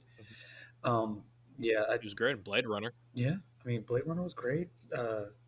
He's great as Drax. I knock at the door or knock at the cabin. Mhm. I don't know if you've seen that one. Yep, yeah, I already did well. Very, very well. Very, very good movie. Oh, there's also a movie. Every time Batista gets brought up in podcasts, I always go to this movie that's coming out. And Batista, he plays a hitman who finds out he has a terminal illness, and he decides to put a hit out on himself. But then he gets news that he's actually not dying and he's cured, but he still has the hit put out on himself. And Drew McIntyre plays one of the people who are trying to get the hit on him. that's an interesting one. Um, I'm gonna have to check that one out. Uh, Yeah. I mean, I'm sure it'll be better than his appearances in whatever sequel to the Scorpion King he was in. He was in one of the Riddick movies. Um, My Spy wasn't great, and My Spy 2 is out. yeah, My Spy 2 is out. I think Stuber Jose was. Stuber was good. I liked Stuber. Yeah. Despite him only having one line, I loved him in Spectre. I thought he did That's great. right. I thought he did great. Yeah. He has one line the whole movie. It's fine. Mhm. He got his nose broken in that movie for getting punched or kicked by Daniel Craig, and Daniel Craig was so scared. And apparently, Batista went and got it popped back in place. I was like, all right, cool, let's go. And the Yeah. whole rest of the shoot, that Daniel Craig was just scared, like, please don't let Batista kill me. Please don't let Batista kill me. And I was like, I mean, I was pretty scared of him too. But yeah, I don't think that there's no win for Batista here where anything comes out good on his end. Even if they would have given him the title, yes, he would have been champion, but everybody would have hated it. Like I don't think anybody that probably would have been it would have gone down as one of the most hated wrestling matches. Not even bad wrestling because the match itself was good, but one of the most hated wrestling matches of all time. And I think we actually do know the result on if that match were to happen, but that's later in the Authority storyline. We'll get to that. We will. So we are knee deep in the Authority storyline, but with the Authority comes more opportunity because the Shield exalt themselves from the Authority. They went over the lovely team of the Kane and the New Age Outlaws at WrestleMania in under 2 minutes, which is exactly how it should have been. Yes, it is. So, Yes, it is. so the Shield left. They're now baby faces, but now that leads to return to Evolution.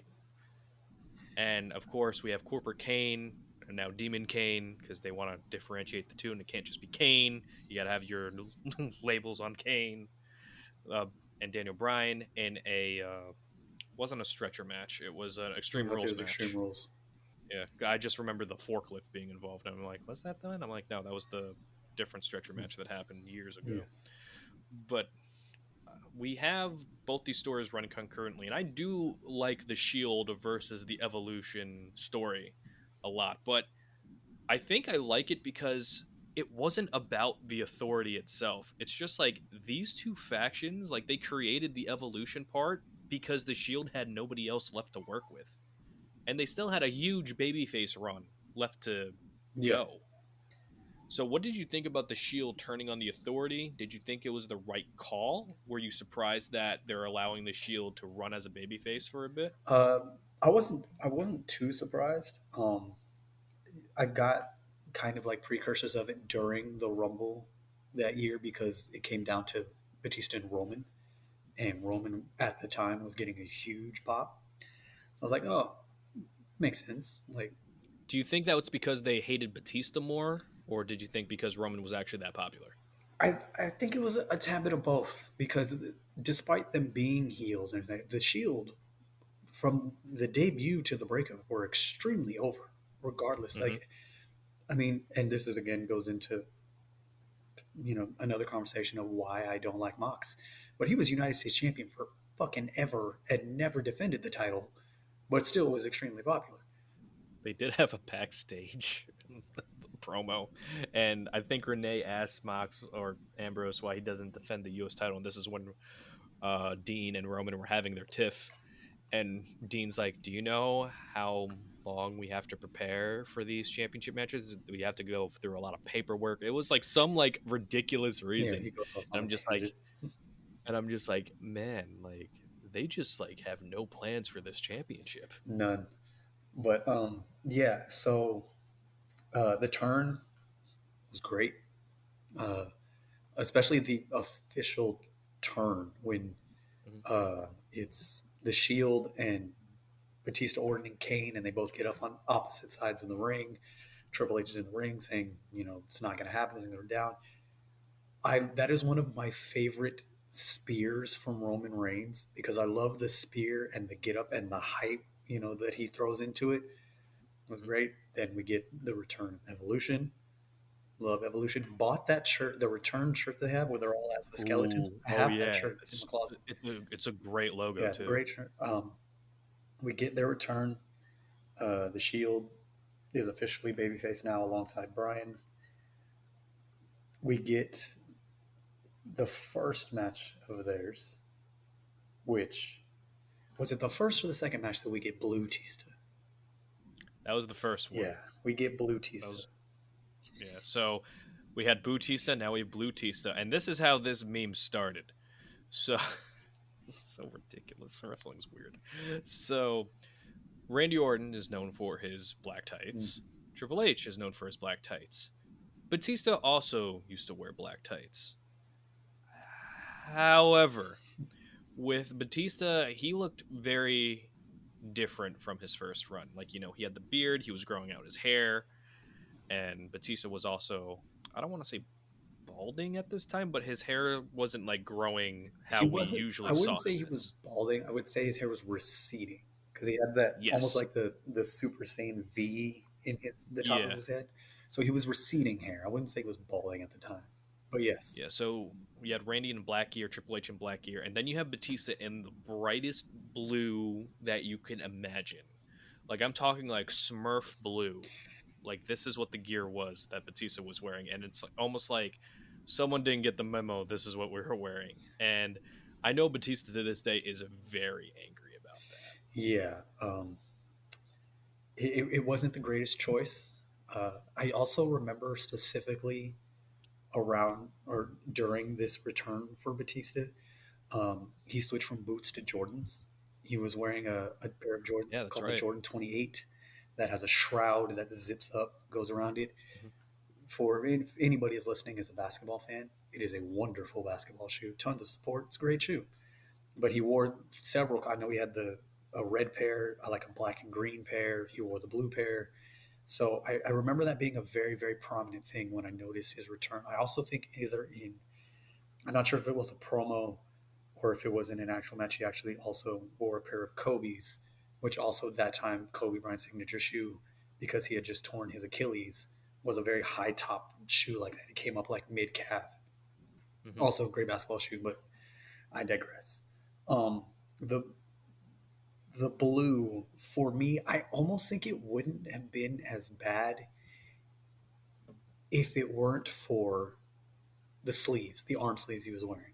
Because if he was just Yes, in yes. blue trunks, like that would be one thing. But because it was the blue trunks, the blue Jordans, the big blue sleeves on your giant ass arms, like you're Mhm. going to stand out amongst Randy and Triple H, who have pretty much worn black the majority of their career. I know Triple H has more. I've seen him wear red once. He wore like there was like the Reign of Terror where he was like doing like red, Yeah, purple, like he threw blue. in a couple of and Randy, I think I've seen him wear red and white very early in his He also run. wore like blue, like what, but it's like predominantly his color was like black, and then like the trimming would be like of like around his name would be like blue or Yeah, red blue, or red, something. green. With I remember him saying that he would, if he were up to him, he would just wear black with his logo and have like white around it. But the only reason he changes it is so that he can get a new action figure every year. Well, I mean, that's just smart Yeah, right I there. mean, it's good marketing. All you got to do is just change the color around your logo, and you get a new action figure. And I'm pretty sure Batista has like a Blue Tista action figure If he too. does, you know what? To support Batista, if I can find it, I'm gonna buy it just to be in support of Batista. But yeah, so we get the the two sets of matches between the Authority. The second one being the elimination match that the Shield pitches a complete shutout, which I was not expecting.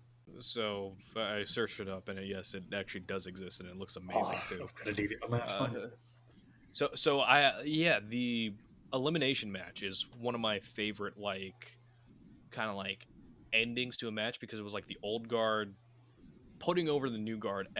exponentially, and it was like one of my favorite moments because each it was almost like each pinfall that happened, like one member of the Shield was responsible for it Yeah. happening. Like I think Roman pinned Batista first. Like Batista was gonna be the fall guy regardless, because at Extreme Rules he was the fall guy Mm-hmm. because Batista's not gonna be the one staying. And then Dean, I think, pinned Randy, Yeah, and then Seth pinned Hunter. and yeah, so it's like you had all three guys go over strong over three established talents, and I'm like, oh wow, that like in my mind, I'm like that never happens. I'm like, wow, we're in a new era of WWE. The Shield are gonna run tall. They're gonna have a great babyface run. Then we get to the next night on Raw, Yeah. and Um, you're starting to see a pattern throughout this podcast. I get my hopes up, and then it just like dashes. Like not even like 24 hours later, I get my heart stomped on, but it's okay because this moment is actually pretty cool. But first, Batista is wondering about his rematch for the World Heavyweight Championship, and of course, he can't have that right now because Brian Danielson, is unfortunately injured, so he has to vacate it. And Triple H said, "We got to finish the Shield off first." So Triple H was blinded by the rage of the Shield, mhm. and Batista says, "I understand, and I quit." And he does the He does the the royal Queen wave, of England, Queen yeah. of England wave. So he's gone, and then Randy's freaking out because he's like, "What are we gonna do?" And then they're building up Randy Orton versus, I think it was Roman that night. I think it I was don't think I believe it Roman was and supposed to be one. yeah, I think it was Roman and Randy. And this is where there's always a plan B happens, but all the Shield members are in the ring. They're saying they're brothers, they're this. And Triple H comes out with a sledgehammer, and Seth Rollins comes out with two, like goes outside and grabs two chairs. I'm like, for me, like during this moment I was watching, I was like, oh wow, a babyface that's smart and evening the odds. I'm like, oh wow, that's actually pretty cool. So then Triple H looks at the sledgehammer. He says there's always a plan B. And then you see Seth in the background, Roman in the foreground, Dean off to the side. And you see Seth swing that chair back. And there's like a millisecond or like just 1 second where your like brain is processing it. Mm-hmm. And the best part of that entire video is as Seth is swinging back, you just hear this guy in the crowd just go, No. "No!" Yes, I know exactly what you're talking about. It's great. He's It's like he like, sees it coming. bang. Roman with And the then Roman incredible sell. Roman just falls like he just got like shot by a cannon, and then Dean, his eyes bug out of his head. Mm-hmm. He turns to Seth. Seth has like this emotionless look on his face, and then just Dean charges, like not even charges to attack him. He's like, "What are you doing?" And then like Seth just like hits Shot to the the gut. chair, the gut, and then you got this long and comfortable beatdown of the baby faces. So we have Seth Rollins being the one to join the Authority and buy in, as he says. He didn't sell out; he bought in. Yes. Did you think Seth was the right choice at the time? And if you didn't think he was, did that perception change over time? It wasn't that I thought he was the wrong choice. I just didn't think he would be the choice because Mm-hmm. earlier in the year when the when the Shield were having their tiff back and forth between Roman and Dean, Seth was the one who kind of kept everybody together. He was the one who was Right. kind of trying to hold the team strong. Also, the previous night he got very much the I call it the Jeff Hardy pop from Mm-hmm. jumping off of the audience spot. Right. Yeah. Like he had the more baby face move set, the flips, the Phoenix Splash, and things like that. So I just didn't think he was going to be the choice. When the Mm-hmm. choice was officially made, I thought he was the perfect choice because he was they had already been calling him the architect, and it just made so much sense playing out against the Shield. He's like, I'm the one who brought it together. It was me. I'm great. All of this, but he was also still new enough on the roster and in the company that he was seen as the naive kid who was brought in by Triple H as basically to be the authority's lackey. Like, yes, we're giving you all this, but you still belong to us. Um, Mhm. so while I initially didn't think he was going to be the choice, I'm not mad at the choice that it was made. I'm not even mad that they broke up the Shield because as wrestling fans, we are way, way too familiar with something being good for too long and then it becomes terrible. Mhm. So they had done almost everything that they could have as a collective, and they had just the night before finished taking out one of the most established factions, not only in WWE history, but in my opinion, in wrestling history. Mhm. And so for it to come to the end the way that it did, I thought was a great.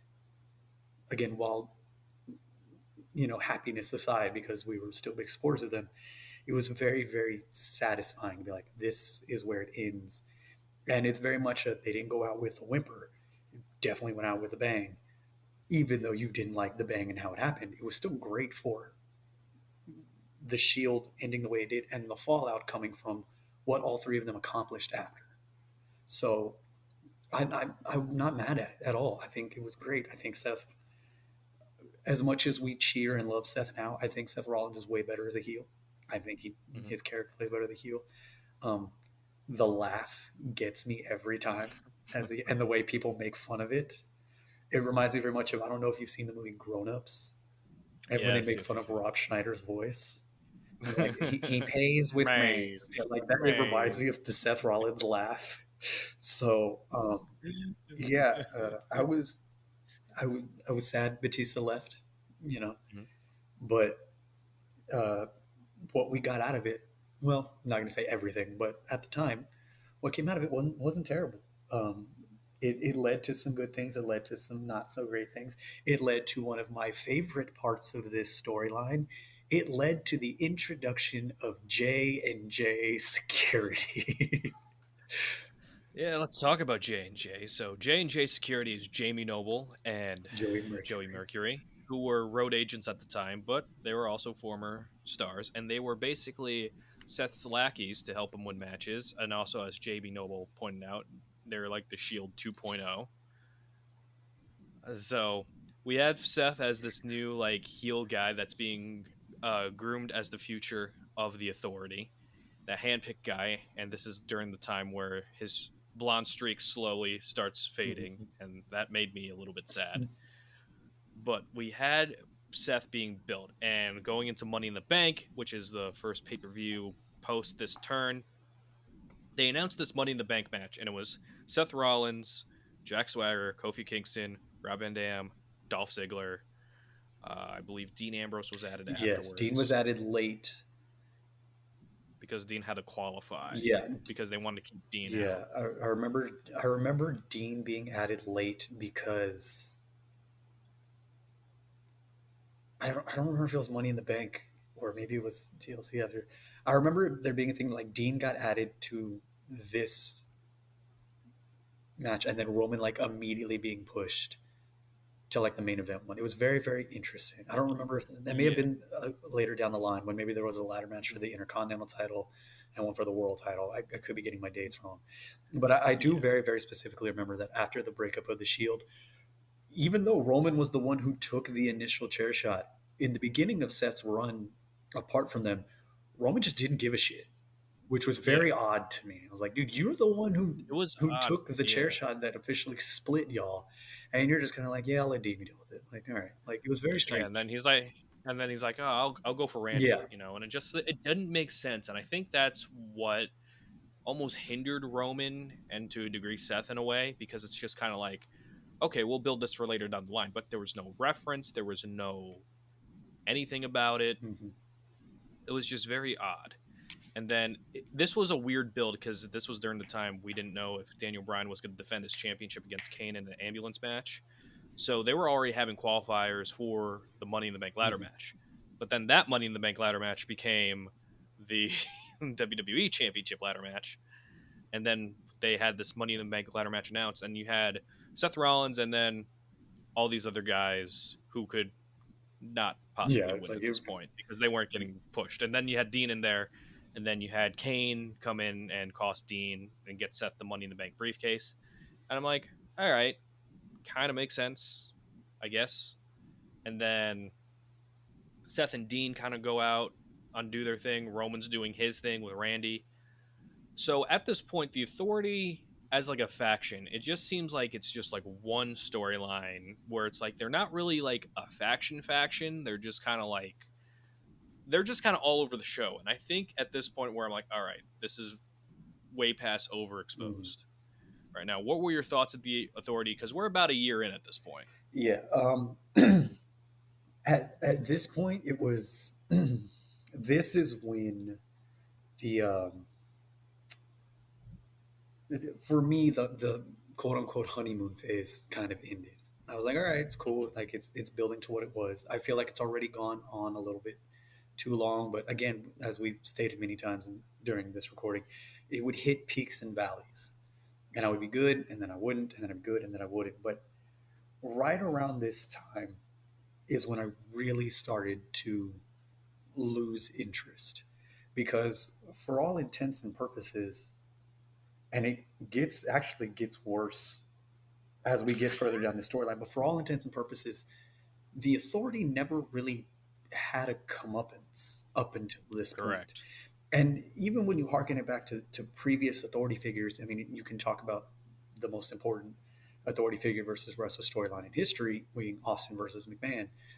McMahon would do something, but at the end of almost every Raw or pay per view, whatever, he would get stunnered or get, his ass exposed, or something would happen to Vince. Vince was willing to give back to Austin to make Austin a star. And he just, like I said, they just never got anything ever come up to them. Hunter, of course, would lose matches every so often. Um, Orton and things like that. I think what made it the worst for me was Steph. Yeah, Nothing ever happened to Stephanie McMahon, and it bothered me to it such a did. degree. Because she emasculated so many superstars and they couldn't do anything. And I feel like that damaged a lot. But when we're going to SummerSlam, there's also another Authority storyline we didn't cover, and that is, oh boy, that is Stephanie Oh, McMahon and Brie I was Bella. kind of hoping we would skip past this one, but yes. No, it's a part. It's a part of the whole Damn thing. it. So they were trying to prolong Daniel Bryan vacating the championship as long as possible. So a big angle they shot, I believe, at Payback, if I'm not I mistaken. believe so. I believe that's what it was. They were going to decide whether Daniel Bryan's going to vacate the championship. And Brie Bella, as a sacrifice, saying, I quit, and then smack Stephanie McMahon. And then we have the build up to Stephanie McMahon's singles match, first one in many, many years, against Brie Bella. And this is where Nikki Bella turned on Brie. Nikki Bella doesn't join the Authority. That they go do their deal. I'm going to talk about that with Ebby when she gets on the podcast. With one of the most uncomfortable lines ever uttered in a wrestling promo. Stay tuned, ladies and gents. I That will episode's save that coming for soon. the lovely Miss Ebby and y'all's, but oh my god, I hated that storyline so much. If it for no other reason, I hated it because for a good month straight, I had to hear Brie mode every single fucking week. I hated it. The Bellas are integral to the women's division in wrestling. I'm not taking that away from them. I'm not a huge fan of them as competitors, but they're good for what they are. But oh my god, I hate that song. So, post SummerSlam, Seth, Dean have a lumberjack match, probably the best lumberjack match in WWE history. And then, after all of that, you got Brock taking the titles from John Cena, where Brock Lesnar is kind of the Authority's hired henchman for a little bit. But then we fast forward to a Night of Champions, with John Cena and Brock Lesnar with Seth Rollins interfering. And I remember it being leaked that Seth Rollins was going to interfere in this match because like there was like some report where someone's like, "Oh, Brock Lesnar is learning how to bump for the curb stomp." I'm like, "Well, all right." There we go. That explains that. So, but for the Authority in general, the biggest phase or the next phase would be Seth Rollins and Randy Orton having their little tiff, and Seth Rollins expelling Randy Orton from the Authority with the blessing of Triple Yes. H. What did you think about this? Did you think it was the right decision? What are your thoughts? Um, I thought it was just because that they were almost kind of moving past Randy into Seth, and Mm-hmm. it made a lot of sense to, okay, if we're going to now focus on Seth being our guy, we kind of need to get Randy out of the way. Mm-hmm. So of course they had Randy officially lose his patience and take out Seth, and then Seth curb stomping Randy. Uh, was it through? It was like on the announce table, or Cinder oh, it was the blocks. cinder blocks? Okay, I couldn't remember if it Yeah. was. I didn't remember if Dean was the first on that one or if Orton had done it as Yeah, well. Dean was the first one because he was filming 12 Rounds 3. Oh God, And I then. forgot that he was in one of those. Oh yeah, that's right. So he gets written off of TV, and then Seth is the focal point. So it made sense to me. Again, at this point, despite him being the obnoxious heel, I was still very much a fan of watching Seth progress. You know, I feel like it's always good, especially for someone, like us who have been watching wrestling as long as we have. If a wrestler can still make you hate them, he's doing his job extremely well. If just case in point, you fast forward a couple of years, Kevin Owens, when the NXT debut up to the main roster, like couldn't stand Kevin Owens. And again, Right. me being or watching as long as I have, him giving me the ability to not like him despite me knowing he's probably not a terrible person. He probably isn't a bad guy. Mm-hmm. It makes that character more appealing to me. So in this time, I couldn't stand Seth. The cockiness, the chicken shit heel tactics, everything like that just made his character more appealing to me. It made me want to watch more, if for no other reason because I wanted to see when he would finally get the comeuppance he was going to get. Well, we thought we would get the comeuppance of the Authority in this next thing we're going to cover, and what I consider probably one of the greatest Survivor Series elimination matches of all time. I would not disagree with you. So we have Team Cena because John Cena finds himself in the crosshairs with the Authority because we got to replicate what had worked before with the top star. You know what I mean? We gotta replicate it. And I remember it was like a weird thing when Cena won the championship and the Authority was trying to get him on his side. And they're like, "Oh, you see, we'll do stuff for you." And they made him the cover of the 2K video game. And Cena's like, "No." And then like I'm like, oh, I guess he's still the cover of the 2K video game. So it's Team Cena, which consists like the build for this Survivor Series was really wonky because originally, like we said, Randy was going to be a part of the team, but then he got written off. So it's Seth, it's Luke Harper, it's Mark Henry, Rusev, it's Rusev, and it is Kane, Corporate yeah. Kane. And then on Team Cena, you have John Cena, you have Dolph Ziggler, you have Eric Rowan, who was confirmed like the night or like the Raw before Survivor Series. Mm-hmm. Same with Ryback and Big Show. Sheamus was originally on their team, but Sheamus got legitimately injured and had to take time off. I remember that Raw specifically when I remember to this build up, the big storyline is whose team is Ryback going to join? Like that was a big thing going into it. And I was like, do I care though? Is it there? But I mean, so what's even better, like, so they tease like John Cena is like, oh, Jack Swagger's to the team because Jack Swagger's a babyface at this point. But then they wrote him off and then they replaced him. But then like they're just like, oh, Jack Swagger's gonna miss Survivor Series. But then he's in the pre-show on Survivor Series, and they're like, oh, Cena's team got filled up, so that is why. I'm just like, all right. But I remember it being the big build that will he or won't he join Ryback? And then I also remember that Raw that Rowan shows up, I think just because Harper was on the other team. Like, correct, yeah. And he was getting built for a storyline with Renee Young. Oh man, I don't remember that. So there was like a couple like segments where he would look at her and just say like pretty and stuff like that. And there was like the Raw before he was out there and he was like, where is she, where is she? And then like it was like it's like literally combined, it was like maybe 30 seconds, but it's like it looked like they were building like a story between them. And then it went to Rowan being a veneer and could solve Rubik's cubes. And apparently Harper pitched that to himself, but Harper just said, I guess Vince got his big guys confused and gave it to Rowan. I mean, it wouldn't surprise me. I had completely had blocked out that Renee thing. I think after the spider thing, just all of Rowan's shit, just real quick before we go on. If anybody from WWE is watching this, do not fuck up Eric Rowan in the Wyatt Six. Please. He doesn't deserve it. Please let it be good. I'm sorry. Got that out. Moving forward, Survivor Series. Begging you.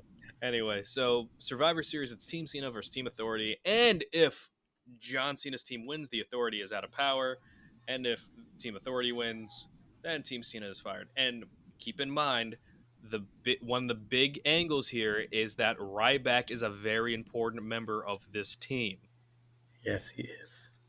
So what do? And we start the match. The first person eliminated after 10 minutes is Ryback. Yes, he is.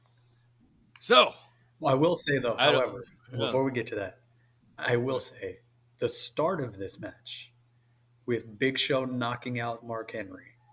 Really good. Great. Oh, yeah.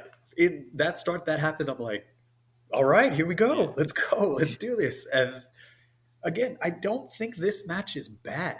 It is extremely long. It is 45 minutes. Yes. And for a traditional 5-on-5 Survivor Series match, that is a long time.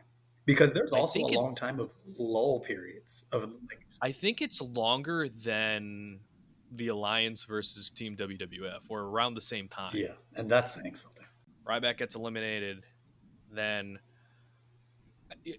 like the rumor was Dolph took Roman's place. Mm-hmm. And that is backed up in this match because Dolph is responsible for 4 out of the 5 eliminations in this match, either directly or indirectly. Shout out Dolph. So they made Dolph Ziggler a star here. Oh, we're gonna get there.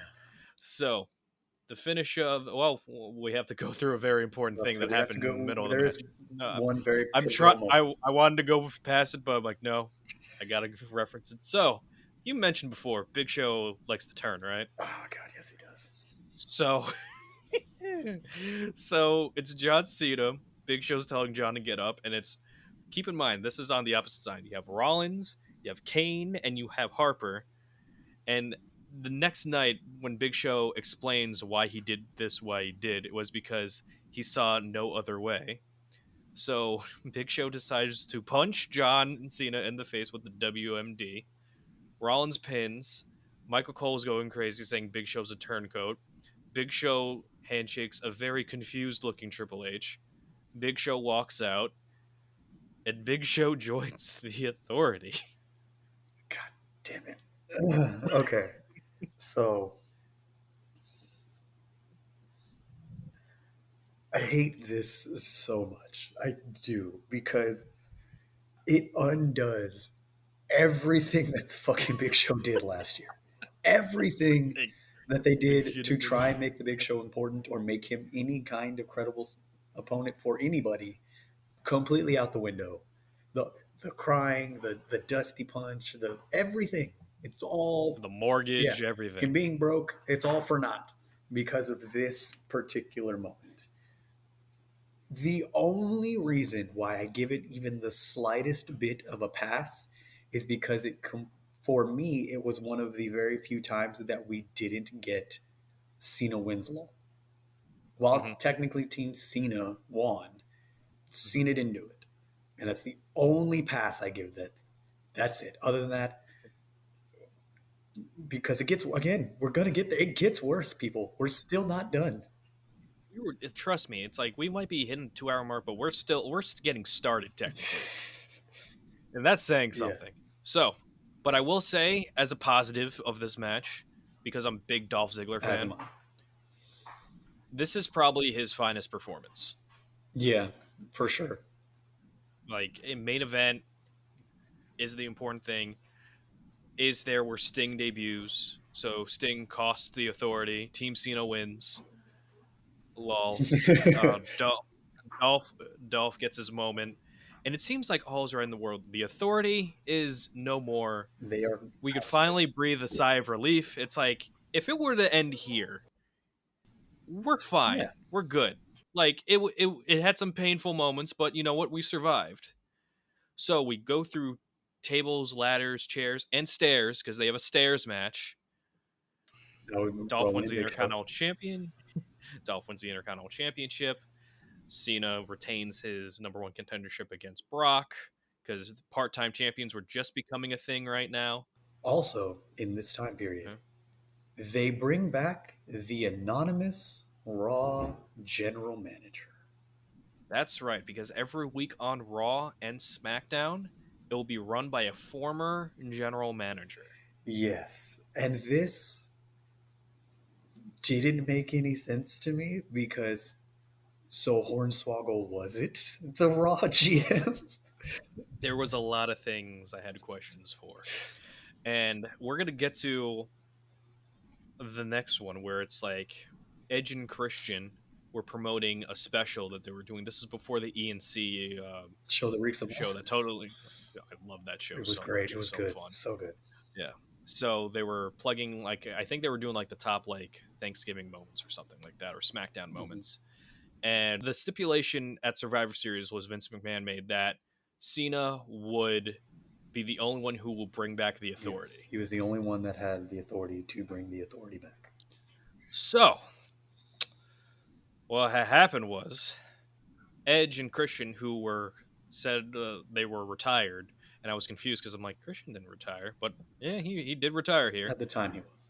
Yeah, so I'm just like there was just no formal announcement that he retired at that time. But then like Edge got hit in the gut, and then Seth Rollins was threatening to hit a curb stomp on Edge on the Money in the Bank briefcase. Yes, during a joint cutting edge / peep show that they were The at. cutting edge peep show, Yeah. yeah. To bring back the authority. And then like they're threatening him, and then it's just like it's one of those moments where it's like it's kind of hokey, where it's like Cena's like whispering it, and Seth's like, "I couldn't hear you," and Cena's like, "I bring back the authority." And then that's how the year ends. Yes, This is how the that year is 2 ends. days before the end of the year. 2 days before my birthday. That Yeah, and is allegedly, they brought this back. They brought the authority back because apparently the authority did well in the ratings. I don't know who these Nielsen people are. Why do you do this to me? Because we still have another year of the authority. Yes. So I have talked about this before. There are moments in wrestling that you remember for on either side of the coin being good or bad that just stick with you in your brain based on the bad side, the visceral reaction that you have. One of my earliest ones being the very first Edge cashing in on John Cena. I remember being visibly confused and distraught during that moment. This moment, and at this point, this was right before 2015. So I was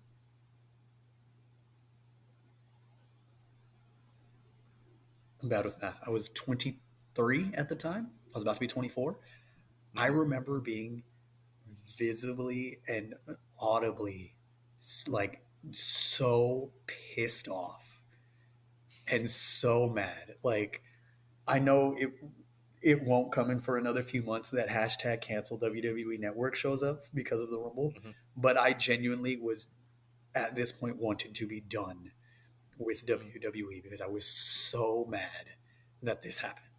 We got 2 months of no authority. And while granted, the authority wasn't there, but we got a lot of the same matches, a lot of the same characters being used, everything like that. But still, the presence of the authority wasn't there, and I was fine. And then that We had ending shot of Steph and Hunter with the champagne at the top of the ramp made me so unbelievably it, angry. it was like a giant fu, and it's like we're going to do this all over again. It's almost like it's not exactly the same thing. But have you ever heard of the Netflix show A Good Place or The Good Yes, Place? I have. I've watched that show. It's a good show. So I watched it and I guessed the twist 3 seconds into it. I'm like, is this secretly the bad place? And the person I was watching with was like, yes. I was like, okay. So it's pretty much like when they keep rebooting the whole thing and you have to figure it out again. And I'm like, we're doing this whole thing again. And it's like you jaw drop and I'm like, oh my God, we're doing this again. So the next year comes up, and it's just like maybe it won't be that because it's like they were building Dolph, Ryback, Rowan. Maybe this will be a saving grace, and then the next week, all of them get fired at John Cena Appreciation Night. Which also took place in Corpus Christi, and I was also at that show. I think that was like a day or two like before or after my birthday too. So that Yes, was a they great get birthday gift. fired. I remember this show because also Dean Ambrose and Bray Wyatt had a great ambulance match on that show. They did. Yes, saw it. Great, everything was good. Um, the dark match of that segment, which again, I'm. This is how bad it was, and again, you'll appreciate this. I was not hard cam side, so I was behind. I was a couple sections up, but I was wearing a Dolph Ziggler shirt, and I had a sign that said, "I came to see Dolph Ziggler," and he got fired on the show. And the dark and I remember the ending is them getting fired and Triple H and Stephanie making fun of Cena and having the balloons rain down and everything like that. The dark match is Cena being like, "No, no, no, we're not going to go home like that. I'm going to set the record straight on why y'all are terrible people." So then it was Cena versus Seth, and Cena won, of course. But at that point, I was like, I don't care what this match is. I don't know. I'm so, and granted, they were hired again 2 weeks later, but again, this is one of those moments, and I told you why this storyline is so deeply ingrained to me because I was in the crowd for that moment, and again, it was like you said, the reset had happened, and I was so anti-authority in this moment, and for it to come to one of my favorite superstars being kayfabe fired. And again, I'm privy to the show. I know how. I know he wasn't actually fired. Yeah, it was more of that this firing, like usually like when we were talking with Cody Rhodes, when he got fired, there was like a storyline purpose that it's like, okay, he's probably kind of going to be in a more prominent position, which he was for a little bit. Yes. So we're like, okay, but he was kind of fired along with Ryback and Eric Rowan, which all due respect to both Ryback and Eric Rowan, weren't going to be lighting the world on fire. So he was just kind of another number just to kind Yes. of put out there. So yes. So just when it happened, it was just something that I was like, the old terminology, a swerve for the sake of a swerve. Mm-hmm. And it was so unbelievably annoying.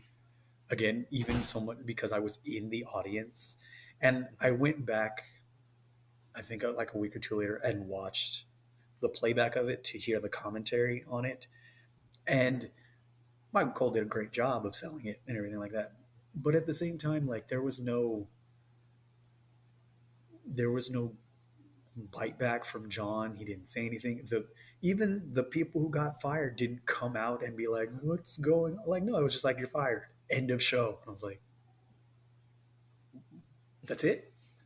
Yeah. Like, all right, I guess. And yeah, so again, they were hired 2 weeks later, thanks to uh, Sting John again. Cena and Sting, yeah. So again, it's one of those all for naught things. Like, It's like, all right, we're just going to do this for 2 weeks, and then it's going to be like it never happened. yes, They did get a nice pop on SmackDown when they returned because then they had to qualify for the Rumble. mm-hmm. So why don't we go to the Rumble? Let's go to the 2015 Rumble. Let's go to it. Okay, the So, 2015 Royal Rumble. 2015 Royal Rumble.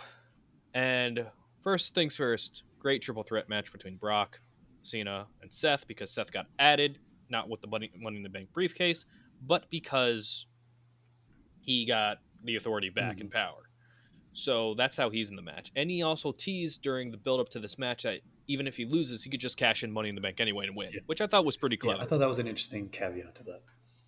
Yeah, so great match, wonderful stuff. Now we get to the Rumble.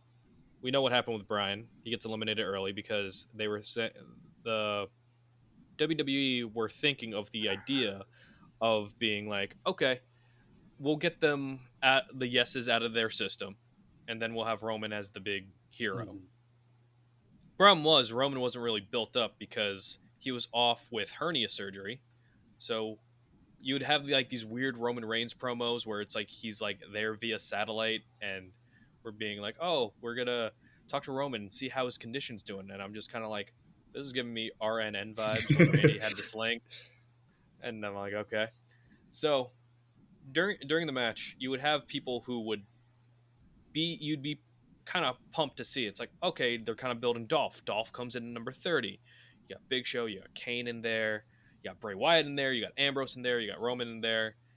And keep in mind, we've been seeing Big Show and Kane in the WWE for a solid 15 years at this point, like on top, like consistently. So naturally, Dolph Ziggler's a house of fire, goes off the top rope, One punch, done. one punch, dumps Dolph Ziggler with Kane. Everyone's chanting, BS. Bray's eliminated. Ambrose is eliminated the same way.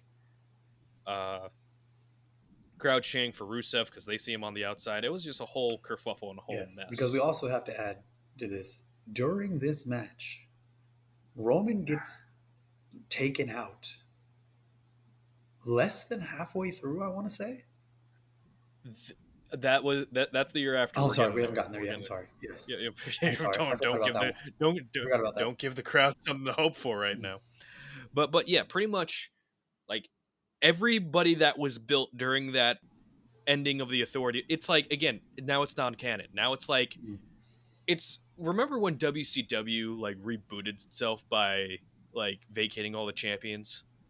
The new blood. This is exactly what happened here, but the WWE version, because everybody that was gaining momentum suddenly stopped because we're trying to get for Roman. But allegedly, this is where The Rock and Roman, if The Rock were to tell you this is where The Rock and Roman was the first, this is the long-term story they were planning right here. So it all works out in the end. This is where the final boss was made. So going on to the Authority, we have months and months and months of the same stuff, same matches. I'm depressed. Then we get to WrestleMania, where again the only like good wrinkle within the entire Authority storyline was Randy coming back, rejoining the Authority in a ruse, not to break them from within, just to kind of screw around with them, and which leads to one of my favorite images of like when Randy has a chair, the lights go out, the crow sounds, and then Sting appears, and then you see Randy like looking like, and he just looks at him, he's like, all right, all right, that's cool.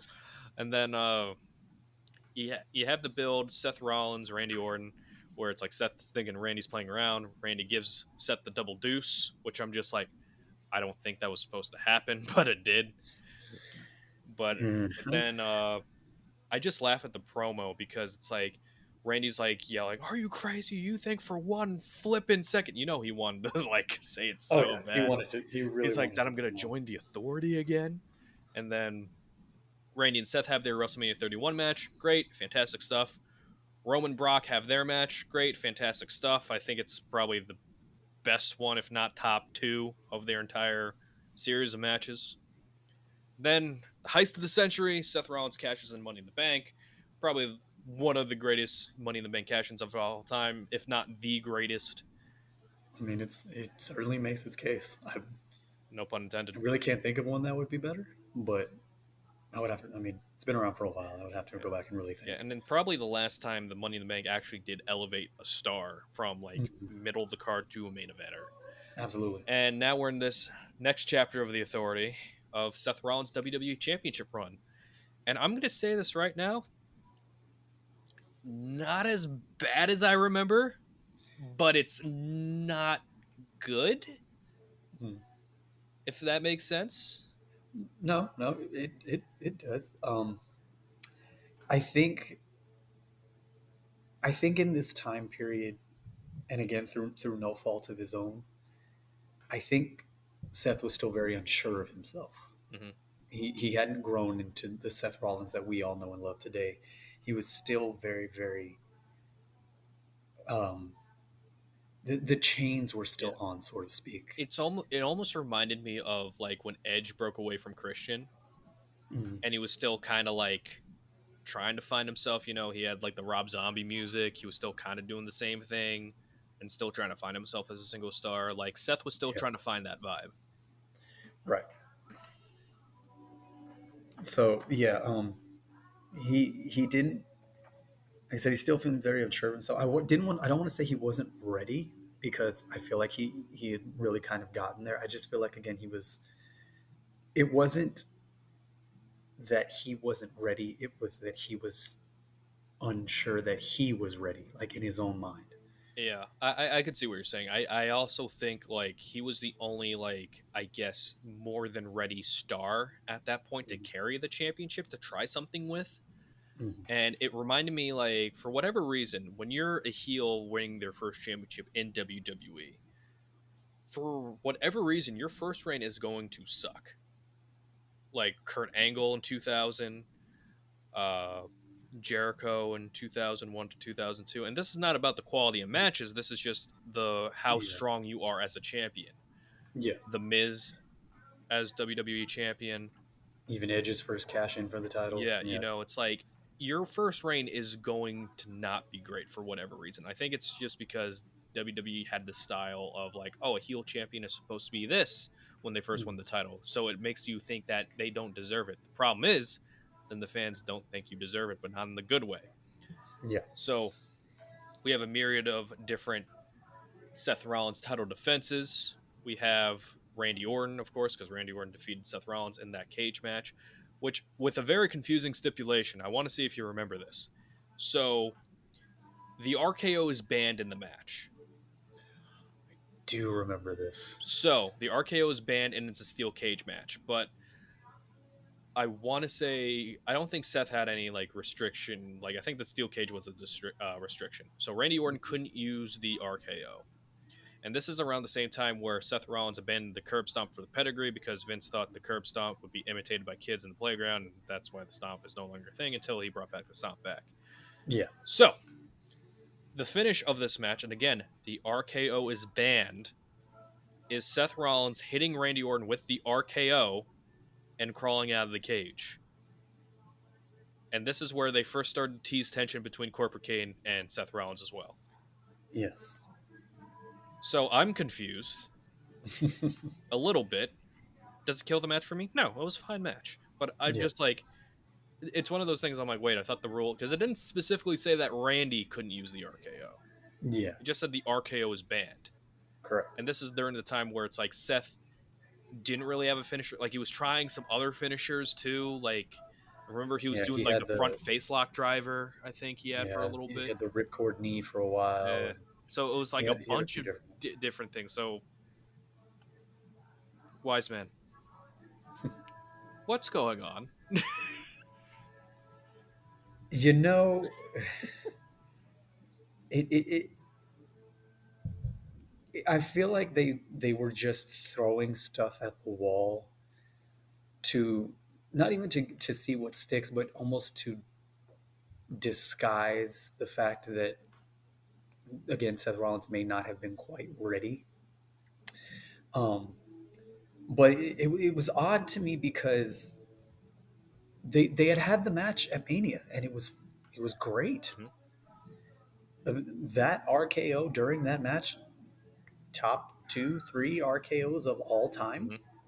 I mean, to this day, I mean, I'm young. I was young. I've wrestled in my backyard with friends. I still wrestle around with my sons to this day. I take wrestling bumps, things like that. You couldn't pay me to take that one. Not only that, but the the the athleticism of Seth to get the foot placement to get launched in the air the way that he did. I mean, they called him CrossFit Jesus for a reason. Yeah. Like, that was incredible. But I just don't understand the caveat of the removal of the RKO. It didn't make any sense. It bothered me. Those matches are really tough when X amount of move you can't do in a match, because how are you going to make false finishes when you don't have another established hold that could finish a match, so to speak? The only Yeah. good one that I remember seeing was Randy and Sean had one when the super kick was banned. Mm-hmm. And Sean did like a good job because he was adding in like different holds and stuff at that time. So I thought that was pretty clever. But with Randy, I love Randy. I do. Especially when you're in a cage, you can't do the apron DDT, at least normally. Randy really likes to stomp, really likes to headlock a little bit, power slam, The backbreaker, backbreaker. the Oh, headlock backbreaker. love that backbreaker so I mean, much. they do call him Rest Hold Randy for a reason. Yeah, or Randy headlock So Orton. yeah, there wasn't a second option for Randy, and I almost thought it was like, okay, they're gonna give Randy something new, Yeah, but no, they were just like, nope, you can't use your finisher. he can use the overdrive again. Oh dear God, please do not. Keep it. MVP can keep it. Oh my gosh. And the thing is, MVP like lost it too, and then he brought it back. I'm like, why are you bringing it back? So, So but yes, we got that. We had the Fatal 4-Way, where you got one of the many Shield reunition spots. And I'm just like, oh, it's only a year after they broke up. I'm like, oh, they waited a little bit longer than I thought they did. So it was like, it was Randy, it was Reigns, it was Ambrose and Rollins, with Rollins retaining over by pinning Randy with the pedigree. Then you had the old shoe, like you were saying, with Seth Rollins, kind of like unsure of how he is as a main event guy. So let's get his old rival Dean Ambrose involved. And you're at that match with the false dusty finish. I You're just was. like in this at this point. Yeah, I'm like I said, when we had decided that this was going to be the topic we were going to cover, and I started doing research, what I was like, I was around and in person for so much of this. Not just for so And much of it, like so much of the bad parts of it. yes, I was never around for the good stuff. No, I can't. Again, I can't have nice things in wrestling. I have this conspiracy theory that Corpus Christi is cursed when it comes to wrestling Yeah. events because, of course, we have all of this, but we had Elimination Chamber 2015. Mhm. The Gulf of Mexico match took place here. I don't know if you remember this Was that match the between Punk? Oh, Chavo and yeah, CM but that was Punk. the Punk Yes, Chavo one. it was Yeah. here. Oh my Yeah, god. the Gulf that they threw them in is the bay right next to the American Bank Center here in my city. This is the most From excited some, I've been at from like someone talking who about it. lives Yeah. in this city, that water is gross. Yeah. So I feel terrible for Chavo Guerrero. Mhm. The Raw after the death of Chris Benoit was here. It was, yeah. Yes, the show got canceled. Me and my father were supposed to go to it. It was canceled. It was the tribute show that they did. But yeah, that was here. Like, good things in wrestling don't happen in Corpus. Jeez. His very first match, not televised match, but The Rock's very first match was here in Corpus. It was against the Brooklyn Brawler at the now torn down, it used to be the Cathedral Coliseum. It's no longer here. But yeah, good things don't happen here. I don't know why. I don't know why I can't have nice things in wrestling, but it's okay. I've learned. That's why I'm very trepidatious whenever wrestling comes to my town. I'm like, do I want to go to this show? Because I feel like something's the last they were here a couple of just like 2 weeks ago for Raw. I didn't go, but last year they came for the first night of the draft. Mhm. They were here for SmackDown. I went. I took my sons. Nothing terrible happened on that show. So So we got a new streak quote going. Right, I get one. We're 1-0. I don't remember what happened on No, this you past you Raw. Like you I said, it you was a ain't couple you weeks ain't ago. 1-0. You're like 1-15. Oh yeah, I'm like one in Yeah. 15. Yeah. But yeah, yeah, man. This is why again I really wanted to talk about this because I was around for so much of the terrible things that took place during this storyline. Also, again, because it took place on the show that with this terrible finish, um, we talked about Elimination Chamber 2015. Ryback became Intercontinental Champion Mm-hmm. after the botched ending. Actually, I can't even say ending. The botched match that was the Intercontinental Championship Elimination Chamber when Mark Henry's pod broke early, and you can visibly and audibly hear Dolph Ziggler calling spots in the ring because nobody knows Yeah. what to do. But Dolph, being the consummate veteran that he is, was like, "Okay, we're going to do this. We're going to do this. We're going to do that." And Daniel Bryan having to give the title to or present the title to Ryback, hated it. The tag team elimination chamber match, which There was a they let lot all going three on members there. of the New Day stay in the pod at one time, Bec- which I thought was weird. But because apparently they explained in the commentary that since they helped the Authority, mm, Kane allowed them all to be in the same match at the same time. okay, So I was unaware of that, yeah. but yeah. Also in that, also because I remember this specifically about this show, and it doesn't have anything to do with it. During John Cena's entrance, he threw his T-shirt. I stood on my chair and I leaned back and I caught it. I swear on my children, this is a true story. I caught it, but I could feel somebody else pulling and tugging on the shirt. And when I turned and looked back, it was probably about a 5, 6 year old kid in full John Cena gear. And I was like, and he was right next to his mom. And I was like, do I snatch this shirt away from this 6 year old kid or do I let him have it? And I just happened to be like, you know what? I'm going to be nice. And I let the shirt go. So I lost out on a John Cena worn shirt because I felt bad for a 6 year old. And with all the terrible things that came from this show, I wish I would have kept it because at least I would have gotten something out of Oh this God. show. But it, I'm like I said, I went to this show. First of all, it was on my sister's birthday. It was her 30th birthday. It was also the same day as my other sister, Becca's baby shower, Mhm. took place on this day.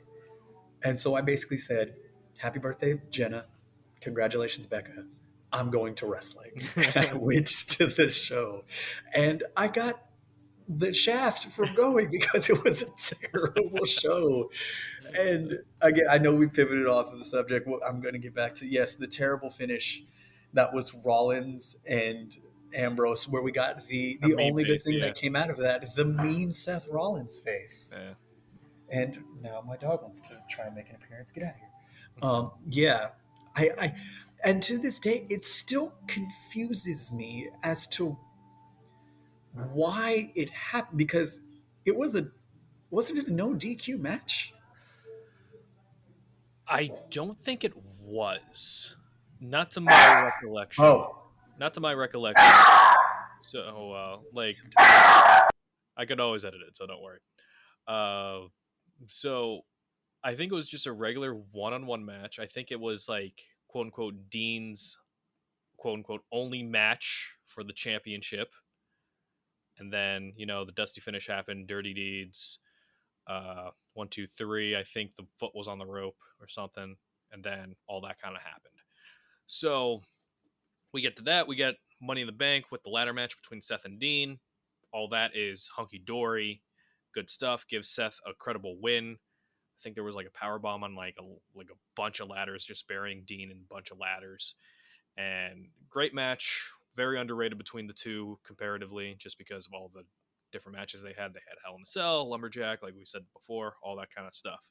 So we go into SummerSlam, and you want to talk about weird? This is probably the weirdest match on here. And it really shouldn't be that weird because it's John Cena versus Seth Rollins, title for title, US versus WWE Championship. And the finish is Jon Stewart from yes, the it is John Stewart. from the Daily Show fame, where Seth Rollins had an on and off kind of feud with him for a while during this whole authority angle Yeah. because he appeared He on showed up on an episode the of The Daily Daily Show. Show in this time Yeah, period. with the Money in the Bank briefcase. And you got all that kind of stuff happening.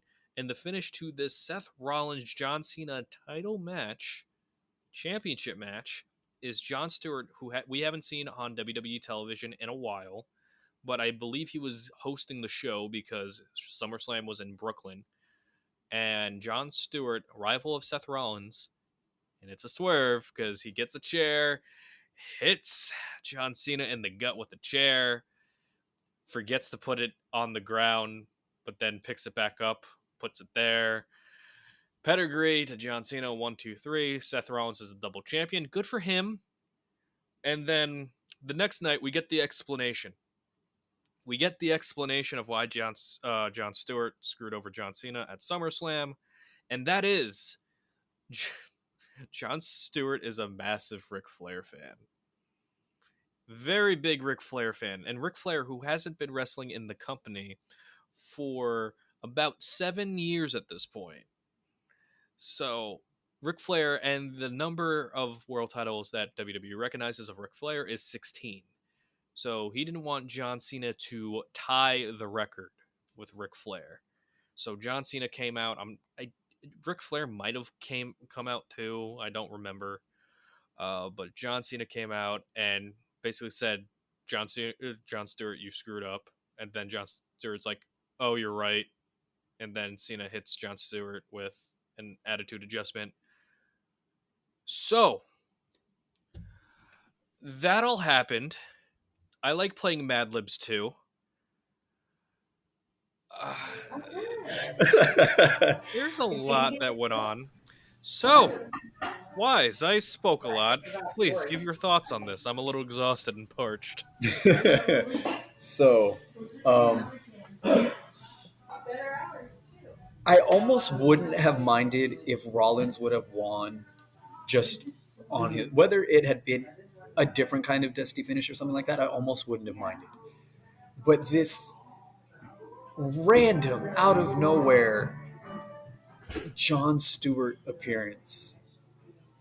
First of all, the long time setup of Cena with his face covered and Jon Stewart, like you instantly knew it was coming when you saw it, and it baffled me. The throwing the chair away, getting it back, like it made no sense to me, and it was just so. It's confusing to me because I don't understand. Like, what was the point? What was your, like? Did you genuinely think that this was a good idea, Vince, Hunter, Laurinaitis, whoever pitched this idea? Did you genuinely think this was going to work?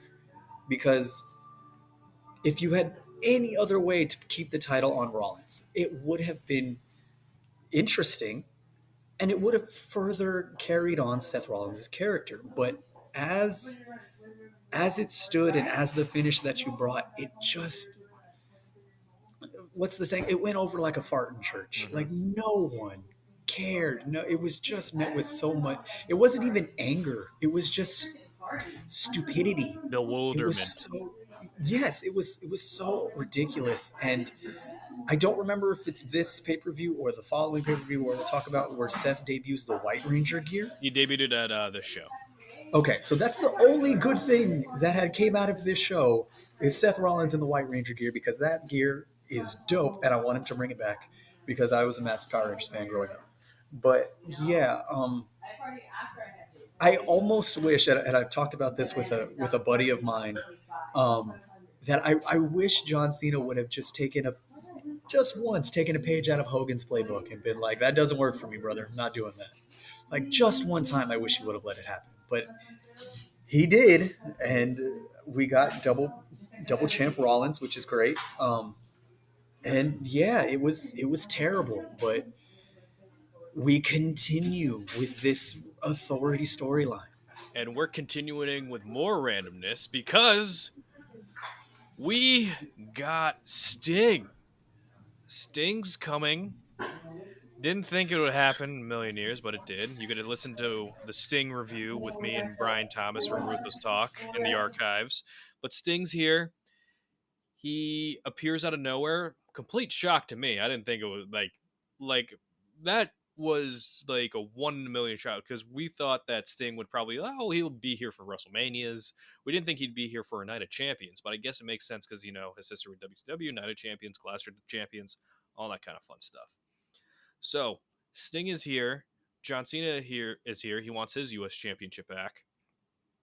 However, he's a double champion, so at Night of Champions, Seth Rollins is not going to just only defend the United States Championship, but the WWE Championship. US against Cena, WWE against Sting. Sting's first and only WWE Championship match, which is kind of cool in of itself. During this time, and during the feud and build up to the Dean Ambrose feud, Seth Rollins took Corporate Kane out. So Corporate Kane is on the shelf because he's filming the Countdown with Dolph Ziggler. Another great WWE Films movie. It's a slept on. It's a sleeper for sure. Yeah, I tweeted Dolph every now and then about it, and he keeps liking and favoriting it. So I'm like, glad he has a sense of humor about it. So we have that, and the buildup is Sheamus, who's Mr. Money in the Bank. So this year is going great for us, fellas. So Sheamus, this is Mohawk Sheamus too. This ain't fella Sheamus. This is Mohawk Sheamus. Yeah. Nose ring Sheamus. Beads in the beard Sheamus. Weird, the lock. Yeah, lock thing in his hair. Yeah, that was a weird time for Sheamus. So he's promised to cash in Money in the Bank. So usually when you have two championship matches in a row, you have the beginning one at the start, and then you have the second one at the main event. But they did something very interesting. They did John Cena and Sting back to back. So John Cena and Seth, brilliant match, probably one of their better ones. I think this was also the time where Seth broke Cena's nose and Bret Hart called him unsafe. So Bret Hart in timeline hated Seth Rollins more than Goldberg at one point. It's a fact, ladies and gentlemen. It happened. So John Cena wins the U.S. Championship or gains it. Seth tries to run. Cena hits him with another AA, and then you have Sting's entrance. A great chaotic, like Attitude Era-esque kind of deal, which I really loved. I really liked the like one after the other. But then Sting takes a backdrop through an announcer table, and I'm like, oh, that didn't look good. And then he takes a buckle bomb, and my first initial thought is, Sting is pretty seasoned. Why is he taking that bump? And then there's another buckle bomb. I'm like, Sting's pretty seasoned. I wonder why he's taking another bump like that. And then Sting just collapses on the ground. And yeah, they continue the match, which I thought was a fine match. I thought it was pretty good up until then.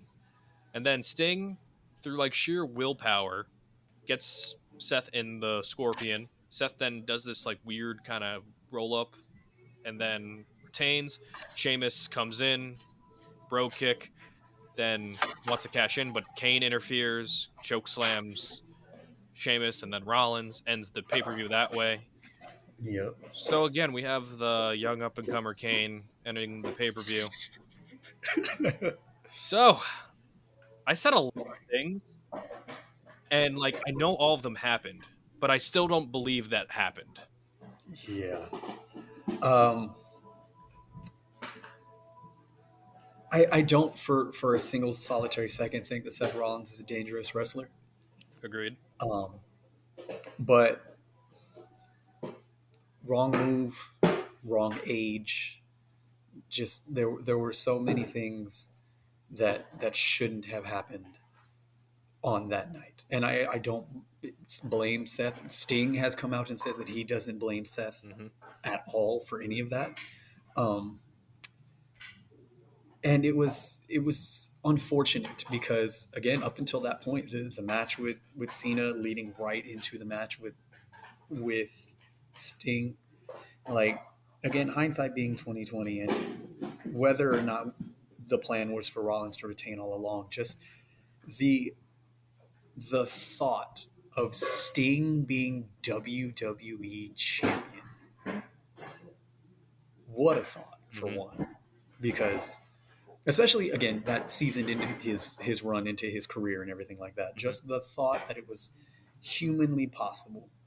The going back quickly to before the match itself, the trophy reveal with Sting. Mm-hmm. The, the paint coming off ruined it a little bit for me because I'm sure he was in there for a while Yeah. and he sweat some of it off. Yeah. But still, the following week where he dumped the trophy And the or the garbage, statue into yeah. the garbage dumpster or the garbage truck, Yeah. great. Yeah, it was so. It was deflating, but not because it was bad. Mm-hmm. It was deflating because of the unfortunate circumstance that happened. Right. Um, and again, the Kane thing. It's like I don't know if it was like if they genuinely made a conscious effort of it or if it just coincidentally happened to play out like that. But it was like anytime something happened that was not the immediate main story, even if it tied into the main story, but if it wasn't immediately tied or if it wasn't immediately the story of Rollins, like they're like, okay, we're just going to throw Kane at. Yeah. Yeah. And again, I don't know if that was a conscious effort or if again it just kind of played out that way. Because they pulled the Kane card a lot. Like I remember with Brock and Braun Strowman, they did it. They did it with Punk and Bryan. They did it with Goldberg and Triple H. They did it like they pulled Yeah, the they Kane just card a lot. yeah. I mean, while he wasn't over, I mean, you can certainly say he got a good run Like because he was he's very there a popular, lot. Yeah, but it's like it got to a point where it's like I ain't believing Kane's gonna be like champion at this yeah. point. I never thought that Kane would be champion. I never thought that Kane was going to beat Rollins or anything like that. I know after this moment that we go into, they do have a match against each other. Mm-hmm. The only I love the build during the build of that match when Kane quote unquote gets his leg broken and he goes into the ambulance as corporate Kane and comes out as Demon Kane and walks and like stomps his foot and that magically like pops his leg back in place. Yeah, and especially like he has the cup that says world's best director of operations, So which is just like yeah, so good. Like I think a corporate Kane, like that corporate Kane, where it's like he's putting on a front, or you're not sure if he has like a split personality, is fun. But it's like Kane's like in the twilight of his career at this point, so it's like I appreciate the change, but it's like we're not believing that he has like this one last run in him. yeah. And we got that one last run of him as world champion back in 2010. This is 5 years later. Yeah, we at that point again the change has already happened. You could tell he was a little slower in his step. The choke slams weren't as high. Yeah. He wasn't doing the top rope clothesline as much. Like, and again, I'm not faulting Glenn Jacobs for that time period. You know, he did what he could or what he was told to do. He was, you know, for everything that he has done since leaving the WWE, he was always very a consummate professional in the company. I can't remember a time where he was ever in trouble for anything, at least not to my recollection. So, I mean, all the credit in the world for what he, you know, he did what he could, and he worked with what was given to him. But yeah, I never thought for a single solitary second that Kane was ever any kind of credible threat to Seth Rollins or the authority as a whole. Speaking of which, Kane loses to Seth Rollins at, I believe, Hell in a Cell. It was. And then, November happens. ladies and gentlemen, we've gone through about 2 years of this authority storyline. When we tell you, at least for me, when we're just now getting to the absolute bottom of the barrel of this story, after everything we've said in this 2.5 hours, I'm meaning it. This is like probably the time in wrestling. If it wasn't for AJ Styles coming at the Royal Rumble in 2016, I would have no hope. Like, legitimately no hope. And they even managed to screw that up by screwing up the camera shot. Yes. However, so we're in Survivor Series. Seth Rollins injures his knee, tears his ACL and MCL. at a house show in Dublin, Ireland. Mm. Damn you, Dublin. Sheamus should have cashed in the Money in the Bank briefcase there. My friend brought that up, and he's like, I bet Sheamus cursed Rollins in Ireland so he could lose the title so that Sheamus could cash in later. So there's an anniversary afoot because it's like a Deadly Games tournament they did in '98, but it's 2015. Except, here's the deal with that. So tournament is just as random with the Deadly Games tournament.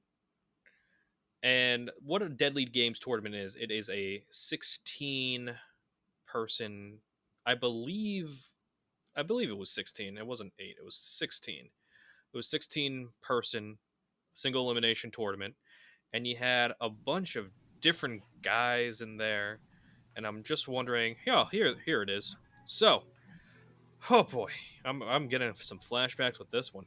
So the tournament started in early November. So the first round happened in the week of November 9th, then the quarterfinals in the 16th, and then the semifinals and the finals happened at the pay-per-view itself. Are you with me for so far? Good. So, here are the participants. We have Roman Reigns versus Big Show, Cesaro versus Sheamus, which is interesting because they become a team next year. Alberto Del Rio defeated Stardust. All right. Kalisto defeated Ryback. Okay. Kevin Owens defeated Titus O'Neil. All right. Makes sense. Neville defeated King Barrett. Okay. Dolph Ziggler defeated The Miz. Cool. Dean Ambrose defeated Tyler Breeze. Okay. And then we go through all this, and the final four are Roman Reigns, the U.S. champion, Alberto Del Rio, returning Alberto Del Rio after Hell in a Cell, after he ended John Cena's U.S. Open Challenge forever. Then we got Kevin Owens and Dean Ambrose. So, wait, is this the weird time period where Zeb Coulter is with? Yeah, it is. Okay. So, here's a couple of things. One, you have both your secondary champions in the semifinals of this tournament. I don't really like that much. Not my company, though, so I'm not going to bother with it. Roman defeats Alberto Del Rio. Cool. Dean Ambrose defeats Intercontinental Champion Kevin Owens. Cool. So you both secondary champions lose. Cool. It's fine. This is the only one-on-one Roman Reigns versus Dean Ambrose match that we got. I'm going to ballpark, and usually I'm like, oh, they probably got a good 15 minutes out of this. They got 9 minutes and 2 seconds. Jesus. Now, I'm sure that's because they thought, oh, down the road, they're probably going to have many matches together. Except they didn't. No, they did not. They did not. All right, fine, cool. And the story during this whole time is Triple H saying, oh, Roman, we can make you the Authority's champion. And Roman saying no, and that's why this tournament's here for the first place. Cool. Awesome. Okay, so celebration happens. Triple H goes to hand the championship. Roman spears Triple H. We got the confetti going. But then, we got Sheamus hitting Roman with a bro kick. Cashing in Money in the Bank. Another bro kick. Sheamus wins. We have a shot of Roman crying as the confetti falls. And this is blue contact Roman Reigns too. Yes, it is. This is blue contact Roman Reigns. So, we have Sheamus as WWE champion. And this is a man who got destroyed earlier in the night in a elimination tag team match. So, Sheamus is your WWE champion. But that's not the bad thing, because we like Sheamus. We like him a lot. This run, he wasn't built well at all. That being said, they decided to go with Sheamus 515 as his new t-shirt, playoff Austin 316, because Roman Reigns held his first WWE championship in 5 minutes and 15 seconds. Cool. I don't get angry on this show. I really don't. But if you thought the Authority faction got me a little bit perturbed. I know exactly where you're going. We got a sub-faction within the faction. So, Sheamus is the top heel on Raw. I don't have a problem with that, except they didn't really build him up that well. However, and I'm glad Kevin Owens isn't a part of this because allegedly he was, but Oh dear God. but he stayed home because he had the flu with his son, so he got written out of this. So thank you so much. So in order for Roman Reigns to overcome their odds to get to Sheamus, Sheamus forms his own faction called the League of Nations, which Yes, consists he of did. Sheamus, Alberto Del Rio, King Barrett, And and Rusev. Rusev. On paper, wonderful faction. But the thing is, when your only reason of existing is to make the other guy look strong and competent, Mhm. it's not going to end well for you. Yeah. It was strange because I I don't I don't remember what Bad News Barrett was really doing at the time, if he was doing much. He just transitioned to King Barrett. So remember, Okay, like so you, it's yeah. So King of the Ring it, winner. Okay, back when King of the Ring still didn't mean anything. yep. Um, so I thought it had such a good concept, especially with the participants chosen, because this is before we knew Alberto Del Rio was a terrible person. Um, them all together had the makings to be an extremely dominant faction. Like I feel like in the right circumstances, they could have been something really, really good. But as you pointed out, they were specifically designed and built to put and get Sheamus over. And I mean, Sheamus could have come out there and destroyed Roman Reigns for 20 minutes straight, and I still don't think it would have gotten him over because people just didn't care about Mohawk Sheamus. Like, wrestlers often have questionable fashion choices. But I think the Mohawk, that I don't think it mattered what Sheamus did. He was never going to get over as long as he had that Mohawk. So we go to TLC, and we're still trying to get Roman over. This is before the big dog era. This is like we're still in that awkward phase before the big dog era. And at TLC, Roman loses due to interference. Uh, Roman puts Triple H through an announcer's table, writes him off of television. So we're rid of the authority for now. Triple H is quote unquote injured. Seth Rollins is injured. And then the next night on Raw, we have Roman defeat Sheamus for the WWE Championship with a whopping reign of 22 days. 22 days as WWE Champion for Sheamus. But we're still not rid of this pain because the League of Nations are still a thing. And now we're in the one versus all Royal Rumble match. That was the tagline.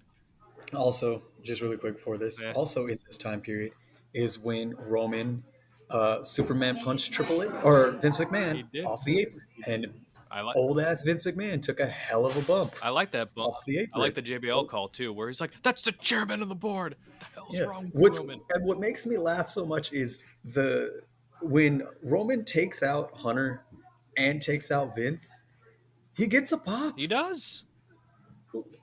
Shocker! The one of the ways to get over someone who you want to be the face of your company is to take out the most hated heels in your company. And it all Imagine that. And literally, just a handful of weeks later, you managed to screw it up again. and what's even better is like your hated heels at this point is a semi-retired man and a very retired man.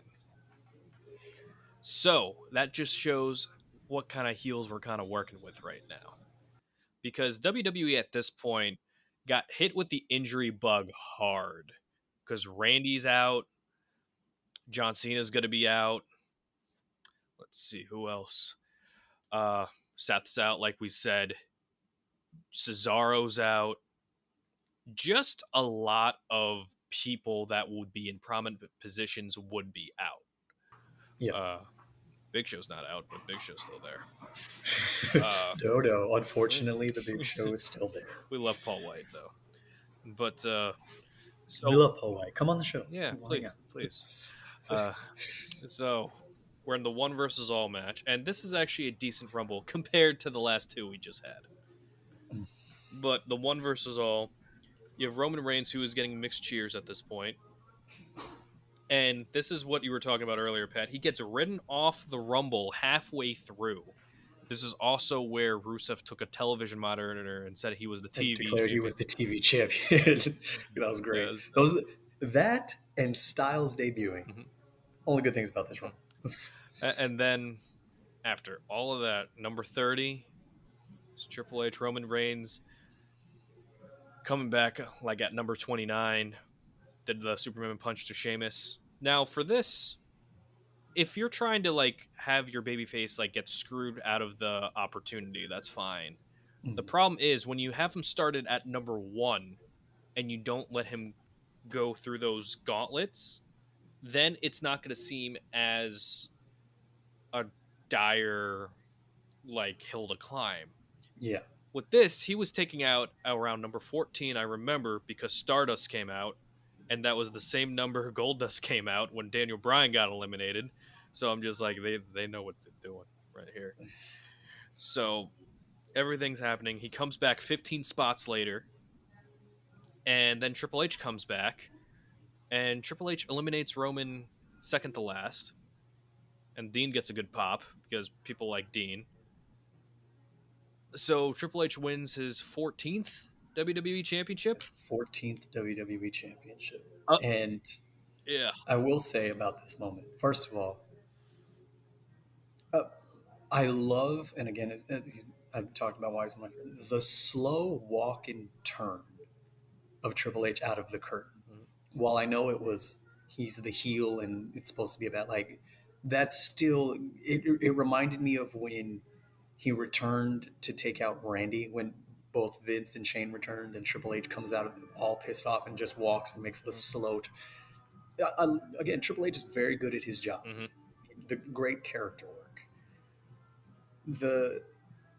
What confused me so much about the win is Michael Cole, commentary in general, made it seem like Triple H was this conquering hero winning his 14th championship, and it's this historic moment. He's supposed to be the most hated heel in the company, guys. Mm-hmm. Like, you're not supposed to enjoy this. Mm-hmm. And I get it. For all intents and purposes, it was a historic moment for Triple H, but you're not supposed to see it that way, guys. You're supposed to be unbiased. But it was so odd to me. I almost didn't mind Roman getting eliminated second to last because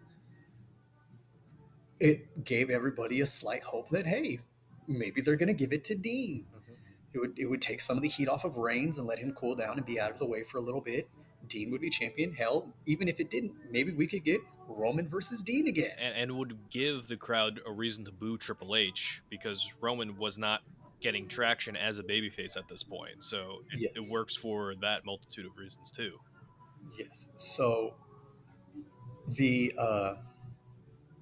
I wasn't terribly upset about the finish just because it was different when Vince McMahon won the WWE title and the ECW title, or when Vince Russo won the WCW title. Like, they weren't going to wrestle. We knew that. At least Hunter could still wrestle. Right. Like, it was fine. It wasn't ideal, but it was fine. So I wasn't too terribly upset. It did not. It didn't come to the crescendo that I hoped between Roman and Hunter. We're gonna get to that. But in the moment, again, while I know how the game is played, I know how wrestling works. It was supposed to be this terrible moment that Roman lost the title to the returning Triple H and everything like that. At the time, I wasn't terribly upset. I was like, oh, okay. Mm-hmm. I mean, the authority's still here, but at least I get to see Triple H wrestle a few more times. All right. So I wasn't too mad in the moment, but again, hindsight being 2020, we've been going for almost 3 hours and we're still not done. Nope, we're not done. So Triple H, as you say, he has a couple more matches left in him. during this run. So why not build him up on Raw for one of the matches? So it's Triple H versus Dolph Ziggler, our guy. And of course. So the stipulation is if Dolph Ziggler is to win against Triple H, he gets any match he wants at WrestleMania. So this would be a perfect time for Roman to interfere and have Dolph get a nice little win, a nice little moment. Nope, that's not going to happen. Why would that happen? Dolph Ziggler is the Mets of WWE. When something you think good happens, something 10 times worse then just kind of happens after that. Mm. But this also is another time period of this time where Roman Reigns is actually written off because you could see on camera like Triple H is beating on Roman, attacked Roman. Byron Saxton allegedly hands Roman a blood capsule, Yes. and that's supposed to give us sympathy towards Roman. It doesn't It did work. not work. Yeah, it Nope, didn't work. didn't work at all. But Roman is written off because I believe he was having nasal surgery or something to that effect. I believe so too. I had heard rumors that uh, it was to sort of um, I heard the nasal thing too, but I also heard it may have been not because of this, but that while he was gone for the nasal surgery, he extended the tattoo. Okay, yeah. I think I heard So that. I know he wouldn't take extreme time off for that because it. I don't think the WWE is gonna be like, you're gonna go get a new tattoo. You need 3 weeks off. Cool. Like, no. But I do remember hearing that it wasn't the reason he left, but during his time off, he did extend. He started going down the back. I know he didn't finish it till many years later Yeah. during the pandemic, but I know that was one of the things that happened while he was gone. I remember seeing it underneath the vest when he made his return. Yeah. So anyway, Dolph gets what Dolph usually gets. Looking at the lights, it's okay. We're still with you. Uh, glad he's there. He's a champ in many places Yeah, now. yeah. He's Well, doing all he's right. doing all right for himself. It's our Shout out to you, Nick yeah, Nemeth, again. Come on the show. yeah, We'd love to have yeah. you. Also, bust it open. Love your segments on there. So Dolph loses. Cool. Uh, I'm not sure if Fastlane or Roadblock happened. I believe Fastlane happened first because you're in the Yes. fast lane and then there's a roadblock, so it just makes sense. So Fastlane, Roman wins a triple threat between Brock and Ambrose to face Triple H at WrestleMania. But at Roadblock, it's going to be Triple H versus Dean Ambrose in a match that pretty fun. Probably the highlight of this entire thing so far. Yeah, I mean, between this and Heist of the Century, yeah, it's probably the only good things to come out of this storyline. Yep. So All right. so what Roadblock is, it was a PLE exclusive, but it was also like a house show kind of deal, Yeah. which it had a pretty cool vibe. I always liked when they did like the Beast in the East special when they were in Japan that one time. They had like an MSG show one with Jericho's 25th anniversary, so it was pretty cool. So Triple H wins, surprise, surprise. Our hope of Dean Ambrose getting into main event of WrestleMania ain't happening, but it's all right. He's gonna face Brock another time, another time, another time. Ooh, So build to Triple H Stone Cold is crying right now. the build to Triple H versus Roman Reigns. It's there. I remember the beatdown, and that is all I remember from this build. Yeah. The I feel like a lot of the initial run from uh, the Rumble to WrestleMania, when it comes to Roman in any aspect, it can be described as forgettable. Hmm. You don't remember a whole lot of it, and it's strange because for me, at least personally, like I know Roman wasn't getting over at this point, and I know it was the whole shove him down our throats aspect toward Roman. But at this point, I just don't remember enough for it to be bad. It may very well could have been. I just don't remember it enough that it was. So it led to Mania. Yeah, did it lead to Mania? And this WrestleMania wasn't in Corpus Christi, but it was in Dallas, Texas. It was in Dallas. I had originally planned to go to this. Oh, Um, you made a great decision. yes, it was in the cards originally, um, but during this time period, during right before the Rumble had happened, I went on a week long family vacation on a cruise. And then when I came back, I immediately turned around and went on a weekend long um, trip with my girlfriend, now Mhm. wife's family. I'm sure you've heard them talking in the background during this. But Yeah, they kept saying I was under yeah, 6 foot the entire time. no, that's my actual family. Oh, That's okay, background. That's okay, that's the okay, actual side. okay. Good. No, but when the whole planning for all of that started to happen, I had to make the choice of if I was going to go to both of these and dedicate my time and my finances to those, or if I was going to book a solo flight and book a nosebleed seat to Mania. And I chose vacation. And in hindsight, I made the right No, choice. you made the absolutely correct choice. So before we get to the match, I Oh, just want to talk. do we have to? We do. But I just want to talk about Triple H's entrance. Okay. So, first we have the very weird video of the they almost look like, have you seen Blade 2? No.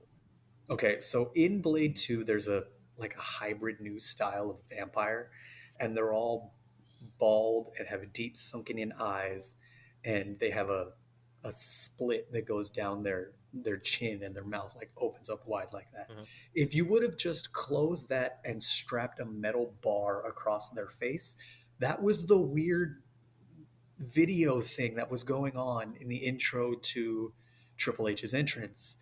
Then you got that extremely weird monologue by Stephanie McMahon Hmm. on top of the tower, which maybe she watched too many episodes of Game of Thrones. I don't really know, but it was very weird. Hmm. It was. Then you had all the skull faces with the Replica, yeah. championship replicas. One of them was Finn Balor. I Uh, think like Enzo was one of them. I think yes, Enzo was one as well. Hideo Itami was one of them. Hideo Tommy was one. Woods said that he was supposed to be one, Hmm. but he couldn't get his hair to go down enough for And them to put the skull mask on him, so he wasn't allowed to be one. And he said that he made him so sad because he felt like that would be the only time he would get to hold a WWE title. I was like, oh man, that just makes me sad, oh Woods. boy. That's just sad. But yes, there was that odd entrance by Triple H, Mhm. not one of his best No. ones. And Triple H is known for great entrances. Yeah. But then again, they didn't get much better after that because It reminds anyway. me Well, of a Hollywood star that does a movie for Oscar bait and it's considered Oscar bait. Like this is deep and meaningful and the Academy will love this. But mhm, it's like I just want a popcorn flick and to be entertained. And this one mhm. just I'm like, you guys pushed it a little bit too close to the sun here. Yeah, and Triple H has done great entrances. You know, the King's Throne entrance. I as much hate as it gets, I didn't mind the Terminator I entrance. thought it was I fine. really didn't. I thought it was I fine. thought the cosplay itself was like not great, but I thought the Yeah, entrance was fine. yeah. The cosplay wasn't great, but it was fine for what it was. It had the Arnold intro. I mean, if you're gonna do a Terminator entrance, you get Arnold. Yeah. They did it. It was fine. Um, Roman comes out. I mean, Roman doesn't really ever do anything new for his entrance in this time period. No. He Eh, switched I from mean, going down the stairs to, coming going. down the ramp, Yeah. yeah, like That's pretty much it. it's fine. I Still mean, has the that tactical was vests. He's not a shield guy, but he has the vest. still has the Shield entrance music, Yep. which whatever. I mean, and then and then So the bell rings. I don't like I've legitimately blocked this match out until the finish. so if I remember correctly, I believe it's around 28 minutes long. I just looked it up. It's 27. So Okay, so I knew you're I was like right right around. right on the money there. Yeah. So I remember specifically almost the audience lets them go for, I'm going to say, probably a good 5 to 7, Mm. where they're neutral, or they're, you know, they get, everybody gets their pops and their boos back and forth between Roman and H, and then it quickly turns. And I remember very specifically, there's like a 5 minute period where the crowd is popping simply because Triple H has a piece of confetti stuck to his forehead. Mhm. And the crowd is going nuts for that for whatever reason. I remember like when there was a down period, there was like this like almost like white noise, like where it's like you hear like people but they're not making noise. It's like a Yeah, really weird feeling. and I think that's, if I remember correctly, as I've heard in later years, WWE muted the crowd. They like turned the mics down. Yeah, so I think that might have been what it is. Like, you're hearing feedbacks from the mic, Hmm. um, because they were just the again. And it's become kind of an ongoing joke. Triple H is known for having matches that go for way too fucking I long. think someone did like a poll or like a post, like Triple H has had the longest match in almost like every WrestleMania he's a part of. Yeah, and again, I'm a Triple H fan. I love Triple H. I really genuinely do. And some of his long matches are fine. Like Yeah, like I the didn't mind his match with Randy, his last one in Saudi. I didn't mind the Batista yeah, one. yeah. Like His, even the next year against Rollins isn't terrible. yeah. The duos he has with Taker aren't bad. Like, he can go, but just no one cared about this match. Be, Nobody wanted it. because it's like the anointment was like set in stone. Like a lot of people are like, all right, this is where like in Triple H as a bad guy, he can be effective, but the problem is he was shoehorned in there. And the whole Roman and Triple H build, I don't want to say was awkward. It was just like I didn't like I just didn't care, Hmm. because the authority at this point, because we're looping it back here with the authority, had run its course. The guy that we wanted in that main event is about to retire a little bit. The guys that they could have built up, they kind of like stopped dead in their tracks. And it just kind of seemed like more of the same. Like you had the return of Shane McMahon in the show facing against the Undertaker with the Yeah, lockbox, and then it's like if Shane wins, he gets to control Raw, but he loses, but he controls Raw the next night anyway. yeah. And then he semi controls Raw, and then is made GM of SmackDown when the brand split happens again. The lockbox, nothing ever comes of the lock. Like, they never mention it Oh, again. I think Which, I think we found out what was in the lockbox right there. that's for another time. For another For another time. another day. Yeah. But like So the finish the was finish is, it's yeah, fine. yeah, It's good. Steph takes a, finally something happens to Steph. yeah. Finally, Gets the bump. she gets the bump, the spear. Um, Roman wins, Hmm. and I remember, I believe it was Adam Blampier that had said, Roman wins and the crowd cheers just because they get to go home. And I was like, no, like that, genuinely. And Yeah, actually, this actually brings me up to another good point, yeah. um, of something I remembered. I had just started dating my wife at this time. We were probably about 6, 7 months into our relationship. Hmm. And I remember her coming to my house to watch this show. And this was back when the pre show still had matches. She was aware of what wrestling was. My stepson Jace used to briefly watch it when he was a very small child, but had since gotten over it. I told her how much I loved wrestling, how much it meant to me, and that I was not going to be available on this Sunday because I was going to be watching WrestleMania. And she's like, "Oh, I'll come to the house and watch it with you." So this, God bless her, because she's been with me for almost a decade now, but 6 months into our relationship, came over to my house and sat there for 6 hours Oh my of god, this this was a long day. entire WrestleMania. And I will never forget, she finished the show. I was, the ending happened, and I was like, all right, well, Roman's champion. Cool. All right. And I remember walking her to her car and get her getting ready to leave. And she gave me a hug and she gave me a kiss. And she told me, never again. Never. Don't make me do this ever. again. And I was like, that's fair. That's fine. So now, if anybody notices, when it comes to any of my wrestling content, my wife is not a part of that. And there's a very specific reason. So, if anything, I can blame the authority for my wife not wanting to watch So wrestling. that's pretty much like the end of the authority as like a faction. Yeah, a lot of, while they still technically go from here, um, a lot of people determine this as the the ending point of the authority as a mainstay figure and as a mainstay story. Is it caps off with Roman at WrestleMania. And then we have the branch split, and then you have two new authority figure. Well, Steph is an authority figure, but it's like it's definitely like muted and diluted at this point, which is Mm-hmm. thankful.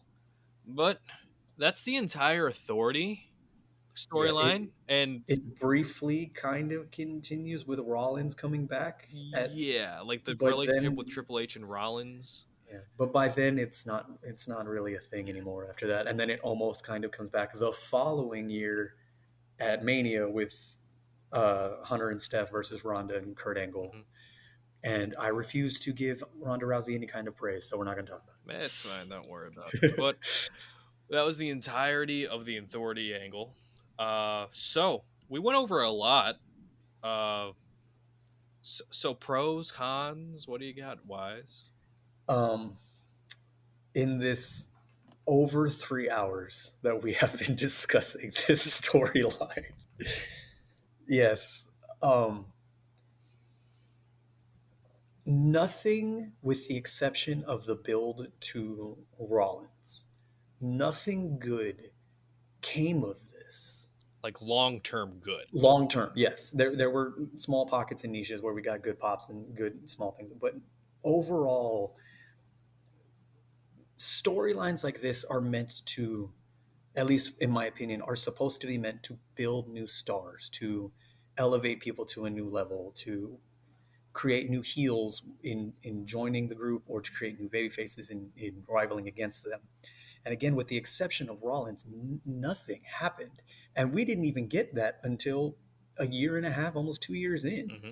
It it was so overwhelmingly draining at times that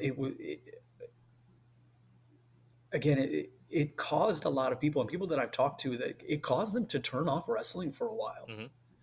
And it was almost unnecessary. I don't know if they were wanting to try and rehash or redo a remix of Austin McMahon, but one, they didn't build up anybody to be the credible babyface anti-authority figure to carry it. They also didn't let the authority get enough comeuppance of something that would last or something of staying power. Mm-hmm. So for the 3 years that they went, or the 3 years that they were mainstays on the roster, mainstays in storyline, it just seemed like a headache. Like it was almost a task to watch Raw or to get ready for a pay-per-view, because you knew Mm-hmm. at the end of the day nothing good was going to come of it. Like you knew that at the end of the day, in some way, shape, form, or fashion, the authority was going to prevail. And so looking back on it and rehashing it, I'm so confused as to, did nobody in the back at any point in this entire 3 year period think, all right, maybe we've done it a little bit too much here. Maybe we've kind of beat this into the ground, because I don't understand how they let it go for so long.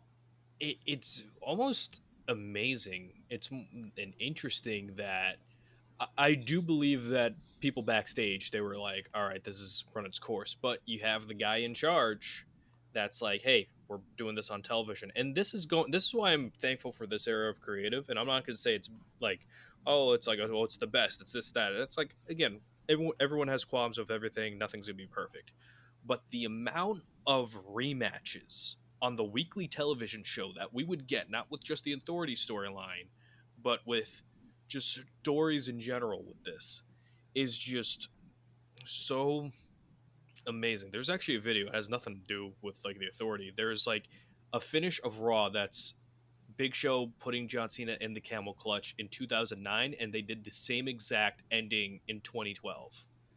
So imagine the same thing, like no comeuppance, same thing, interference, Kane, Big Show, Triple H appearance, Stephanie McMahon, all these people that we've seen before, but we want to see new blood. We want to see people that were legitimately getting over, but then you have no, this is the guy we're getting over at at the tail end of it. And the only guy, like we said, benefited was Seth Rollins, but then he got injured 2/3 of the way in. So he couldn't finish and complete that story with the Authority because the original Authority ending, I guess, match at 32 was going to be Seth and Triple H. Yeah. And of course, that didn't happen. And then we pushed it off to WrestleMania 33. 33. Yeah. But again, it's like, it's one of those things like where, like the saying, it didn't end with a bang, it ended with a whimper. And that's not everybody playing their roles fine. It's just like if you were to have an episode of a television show like this for me for wrestling, like if anybody watches Arrow out there, like this entire storyline is Arrow season 4, where it's just like it goes completely against what it sets out to do.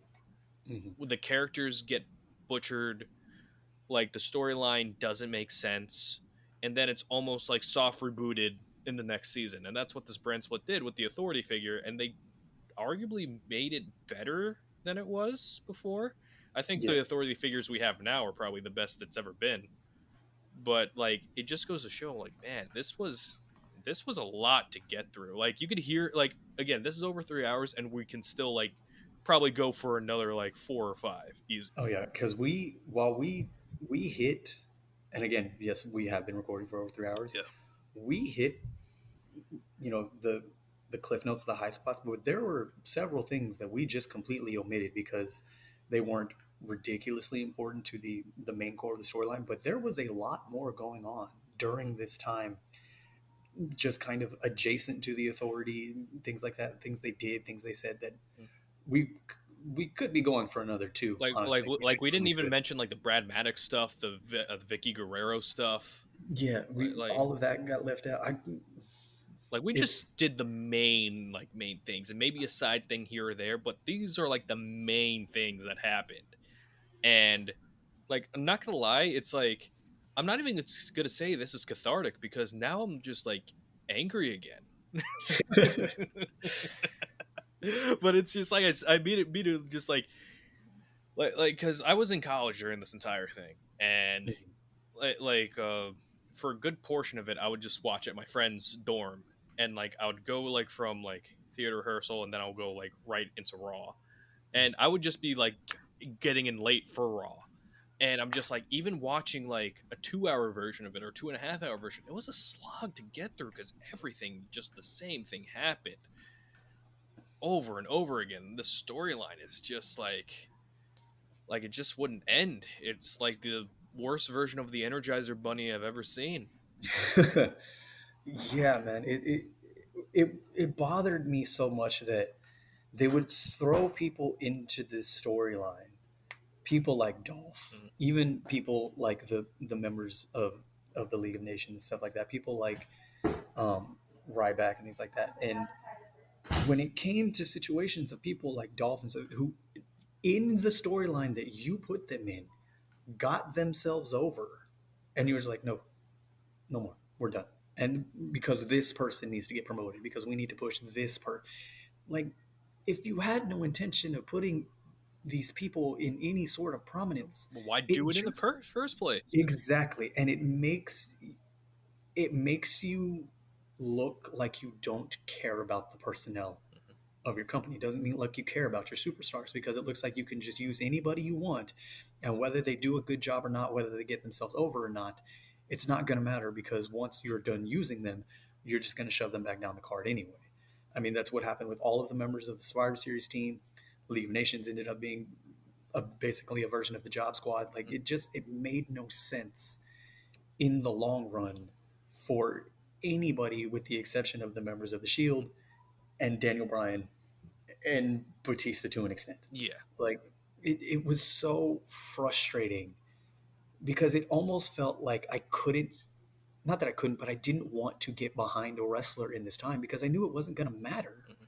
because they either weren't part of the storyline at all, or I knew that they weren't going to be the focal point. So I knew they were just going to get naffed, and whatever they were going to do was going to be for naught. So this entire 3 years of wrestling that it was, because yes, it was 3 goddamn years. It's so frustrating to look back on because it's, while you can look at it now and see that again, this is where kind of the coronation of Seth Rollins and everything like that. Ultimately, if you were able to get the rise of Seth Rollins anywhere else in time, that timeline, I mean, like that, if you completely delete the authority storyline over the past 3 years, nothing changes for the business. Nothing else comes of it. And the fact that you can take 3 years of it, the entire history, the very, very prestigious history of the WWE, and you can honestly say that you can take 3 years of it and delete it and not much is going to change, that's really sad. It's really sad. And we've made our jokes, we made our laughs, and yes, but again, it's just, I feel like it was just a way for Hunter, and I really tried not to put blame on Hunter because the the cynic in me wants to believe that he wasn't ultimately the deciding factor, but I feel like it was a way for Steph and Vince and everybody to just kind of scratch their own ego for a little while. Like, we've done this for so long, let us get our little shine for a while. And it was so unnecessary. It was so ridiculous that now I'm angry again. No, but it's like when you have a story like this, like you said, like in a pocket of time, you could just like ex-nay everything that happened in these 3 years. None of it mattered aside from Seth being risen into the main event. Like nothing that the authority touched really elevated anything. Like Daniel Bryan got his moment, cool. Cody Rhodes got a cool moment, cool. Long term, didn't work. I don't care that Daniel Bryan got injured. Oh, I care he got injured, but it's like it didn't benefit him in the long run because when he returned, he was not authority adjacent. He had that weird feud with Roman where it's you're the big dog now, Roman, or something like that. There was a meme about it for a while where it's like the authority was there, and it's like this was like the authority sandbox, and they were just playing with their toys. It's almost like you're watching the kid in the sandbox play with his action figures, and you're like, "Can I play?" And they're like, "No." And it's like, "But you could watch me play." And you're just like watching your favorite like figures or heroes just go down and just like Yeah. it's And like it's not just fun to watch. yeah, and then I feel like they almost tried to retcon themselves. Well, not retcon, but they almost tried to make up for it themselves a couple of years later when they did the whole "you all are I the was gonna authority" say, thing. yeah, I'm like that's long-term storytelling. We were the authority, and they blamed Yeah, Baron Corbin for bad ratings. yeah. There was so much during this time period that just made wrestling It was not necessarily it unwatchable, was a but just, chore though. yeah, it was definitely a choice. And this was before AEW, before the now major prominence of Impact, TNA, whatever. So if you weren't getting a good show out of Raw, like, there was almost nothing else wrestling Yeah. content wise, at least for Westerners, to watch. Because with TNA Impact or Impact Wrestling, this storyline started just as, or maybe around the same time. I think it was still like Hogan and Bischoff was still there. Yes, it was. So it's like, and the identity that TNA created was gone at that point. That Yeah, was like an alternative to WWE. So then it's yeah. like you're watching two products, and I think Aces and Eights were going on at the same time too. And it's Yeah, just like a bunch. Aces and Eights was going on. This is when Styles was out on a hiatus, so you didn't even have AJ Mhm. in TNA for a while. Yeah. The Aces and Eights way overran its Yeah. time that it should have been a Oh yeah, and thing. this was during Dixieland. This was This during, was, so it's like yeah, they had their own authority storyline going on at the same exact time, pretty much. yeah. This is when Bubba Ray Dudley was dating Brooke Hogan for a little while. Apparently in real life too. Ew. Okay, Yeah. didn't know that, but okay. Yeah, Hogan Bischoff basically trying to rewrite the dying days of WCW, then putting them up against Monday Night Raw. Like, Mhm. God, man, Like I I'm, know, like, I know they are both pivotal to the building blocks of wrestling. Eric Bischoff with WCW, mhm. Hogan being Hogan in WWE, and when he made the transition to WCW. But I just don't understand how you all ruined two companies so quickly.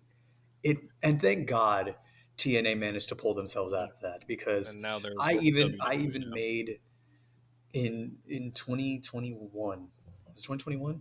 Yeah, because I Yeah. was like during a lull period um in this time, that I made the joke that if TNA died tomorrow, nobody would care, because it hasn't been important since 2016. Mhm. And I'm so glad they've managed to pull themselves out of that, because I like TNA. I'm a fan of TNA. They have done good things, some not so great things, but they've Mm. done good things, and they're a good third option now in the world of wrestling. But in that time period, the fact that a lot of people would rather turn on Impact Wrestling than watch Monday Night Raw says something about your booking. Yeah, it's just like I'm just so glad we're out of the fire of like the 2013 to 2016 authority story, because my God, it's one of those things where it's like if people complain about how wrestling is now and don't remember what happened back then, and even further when there was the guest host era, even Oh further God! when there was like, you know, 2009 DX, you know, Hey man, I liked 2009 DX. Hold I, on. I liked it fine. I liked it fine. However, there were some sussy things that were happening. When you're building a triple threat match between Cena, Triple H, and Shawn Michaels, Hornswoggle should not be the main focus. This is also true. I mean, it also gave birth to the Spirit Squad. Oh yeah, that's a little bit further down the line. But again, it's just like a lot of things where it's like we're, I'm so grateful that we have two companies, like major companies that are on television right now. I'm grateful for Impact. I'm grateful for New Japan. I'm grateful for CMLL. I'm grateful for AAA. I'm grateful for WoW, because now there are options. There are options to watch. There's options to go if you don't like something of one particular show, then you could go to another one. And I always like when I watch wrestling, even during the low points, and people would ask, "What made you stick by it for so long?" There was always something on the television show that would give me hope and to look forward to, even if I knew like some things weren't going the right way. Like you and I were saying, we're big Dolph Ziggler fans. We like to see him work, and we were hoping that he would get an opportunity here, and unfortunately they kind of took advantage of that hope for a Mm. lot of guys that we've had. You know, unless your name was Daniel Bryan, and that wasn't by design, that was by circumstance. If your name wasn't Seth Rollins, if your name wasn't Roman Reigns, if your name wasn't Randy Orton to a certain degree, if your name wasn't John Cena to a certain degree, you were not going to be featured in a serious prominent role here. Yeah, and it when it officially, well, not officially, but when it unofficially ended in 2016, again, it was such a sigh of relief Mm, of, okay, finally. Like, and even if you just transition to the next year, my favorite, one of my favorite wrestling feuds of all time in 2017 was the New Day versus the Usos. That's when they got the Great Hell in a Cell match. They had the, literally, you take 1 year and you remove the authority, and you're able to have good things in wrestling. mm, And it's such a weird like moment to look back on, that I almost don't remember the switchback of it being a headache to it being watchable again, mm. because while it's never perfect, I doubt anybody can watch any wrestling, WWE, AEW, WCW, going on TNA, New Japan, MLW, whatever. I don't think anybody can watch a wrestling show and say it's absolutely perfect. There's always going to be something there that something is off. Right. But it's interesting that it, once the authority line ran its course, it wasn't even that it was amazing, that it was just watchable again. Mhm. It was entertaining again. And, that's the name of your company. You are World Wrestling Entertainment. You should be providing entertainment for someone other than Vince and Stephanie McMahon and John Laurinaitis to an extent, I'm sure. But there were, I mean, you got to figure in this time period, like Brock was here, and even Brock was kind of an afterthought, which is extremely strange. Like John didn't, he would get inserted here and there, but even John, he had to go break off and do the U.S. title thing because, I mean, he wasn't going to be And he featured. was So breaking into Hollywood at that time too. Like he yeah, did Trainwreck. Trainwreck. Yeah, I was gonna say Blockers, but that's way later down the line. No, that's way later. Yeah, he did Trainwreck, which he did great on. Yeah. Great to know John Cena can do comedy. Mhm. But yeah, man, it was so. Again, it's just there are so many different words you can use as far as disappointing, deflating, Mhm. and all those things. And I'm just again, I'm very thankful that this day and age, as weird as it sounds, now that Triple H is at the helm and Sean is at the helm of NXT, and for all the flack that he catches Tony and the Bucks in AEW and things like that, I don't know who's booking for Impact. I wish it was still Scott D'Amore, but Yeah. it isn't. But it's, and again, I can't say they get everything right every time, but it seems like they're finally like, okay, It's healthy. it's we can do this. Yeah. We gotten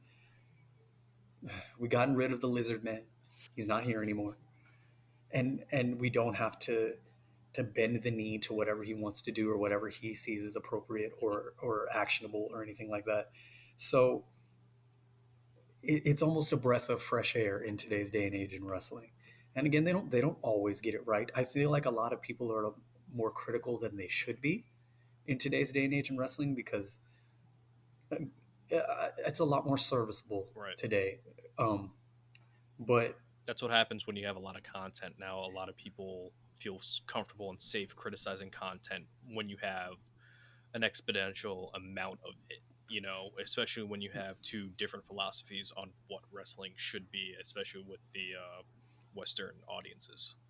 yeah, yeah, man, it makes me excited for this time in wrestling. And while I love to go back and rewatch old storylines and rewatch old matches and things like that, I can comfortably say, Richie, that after today, I don't think I'm going to revisit the Authority in any capacity for a very, very, very long time.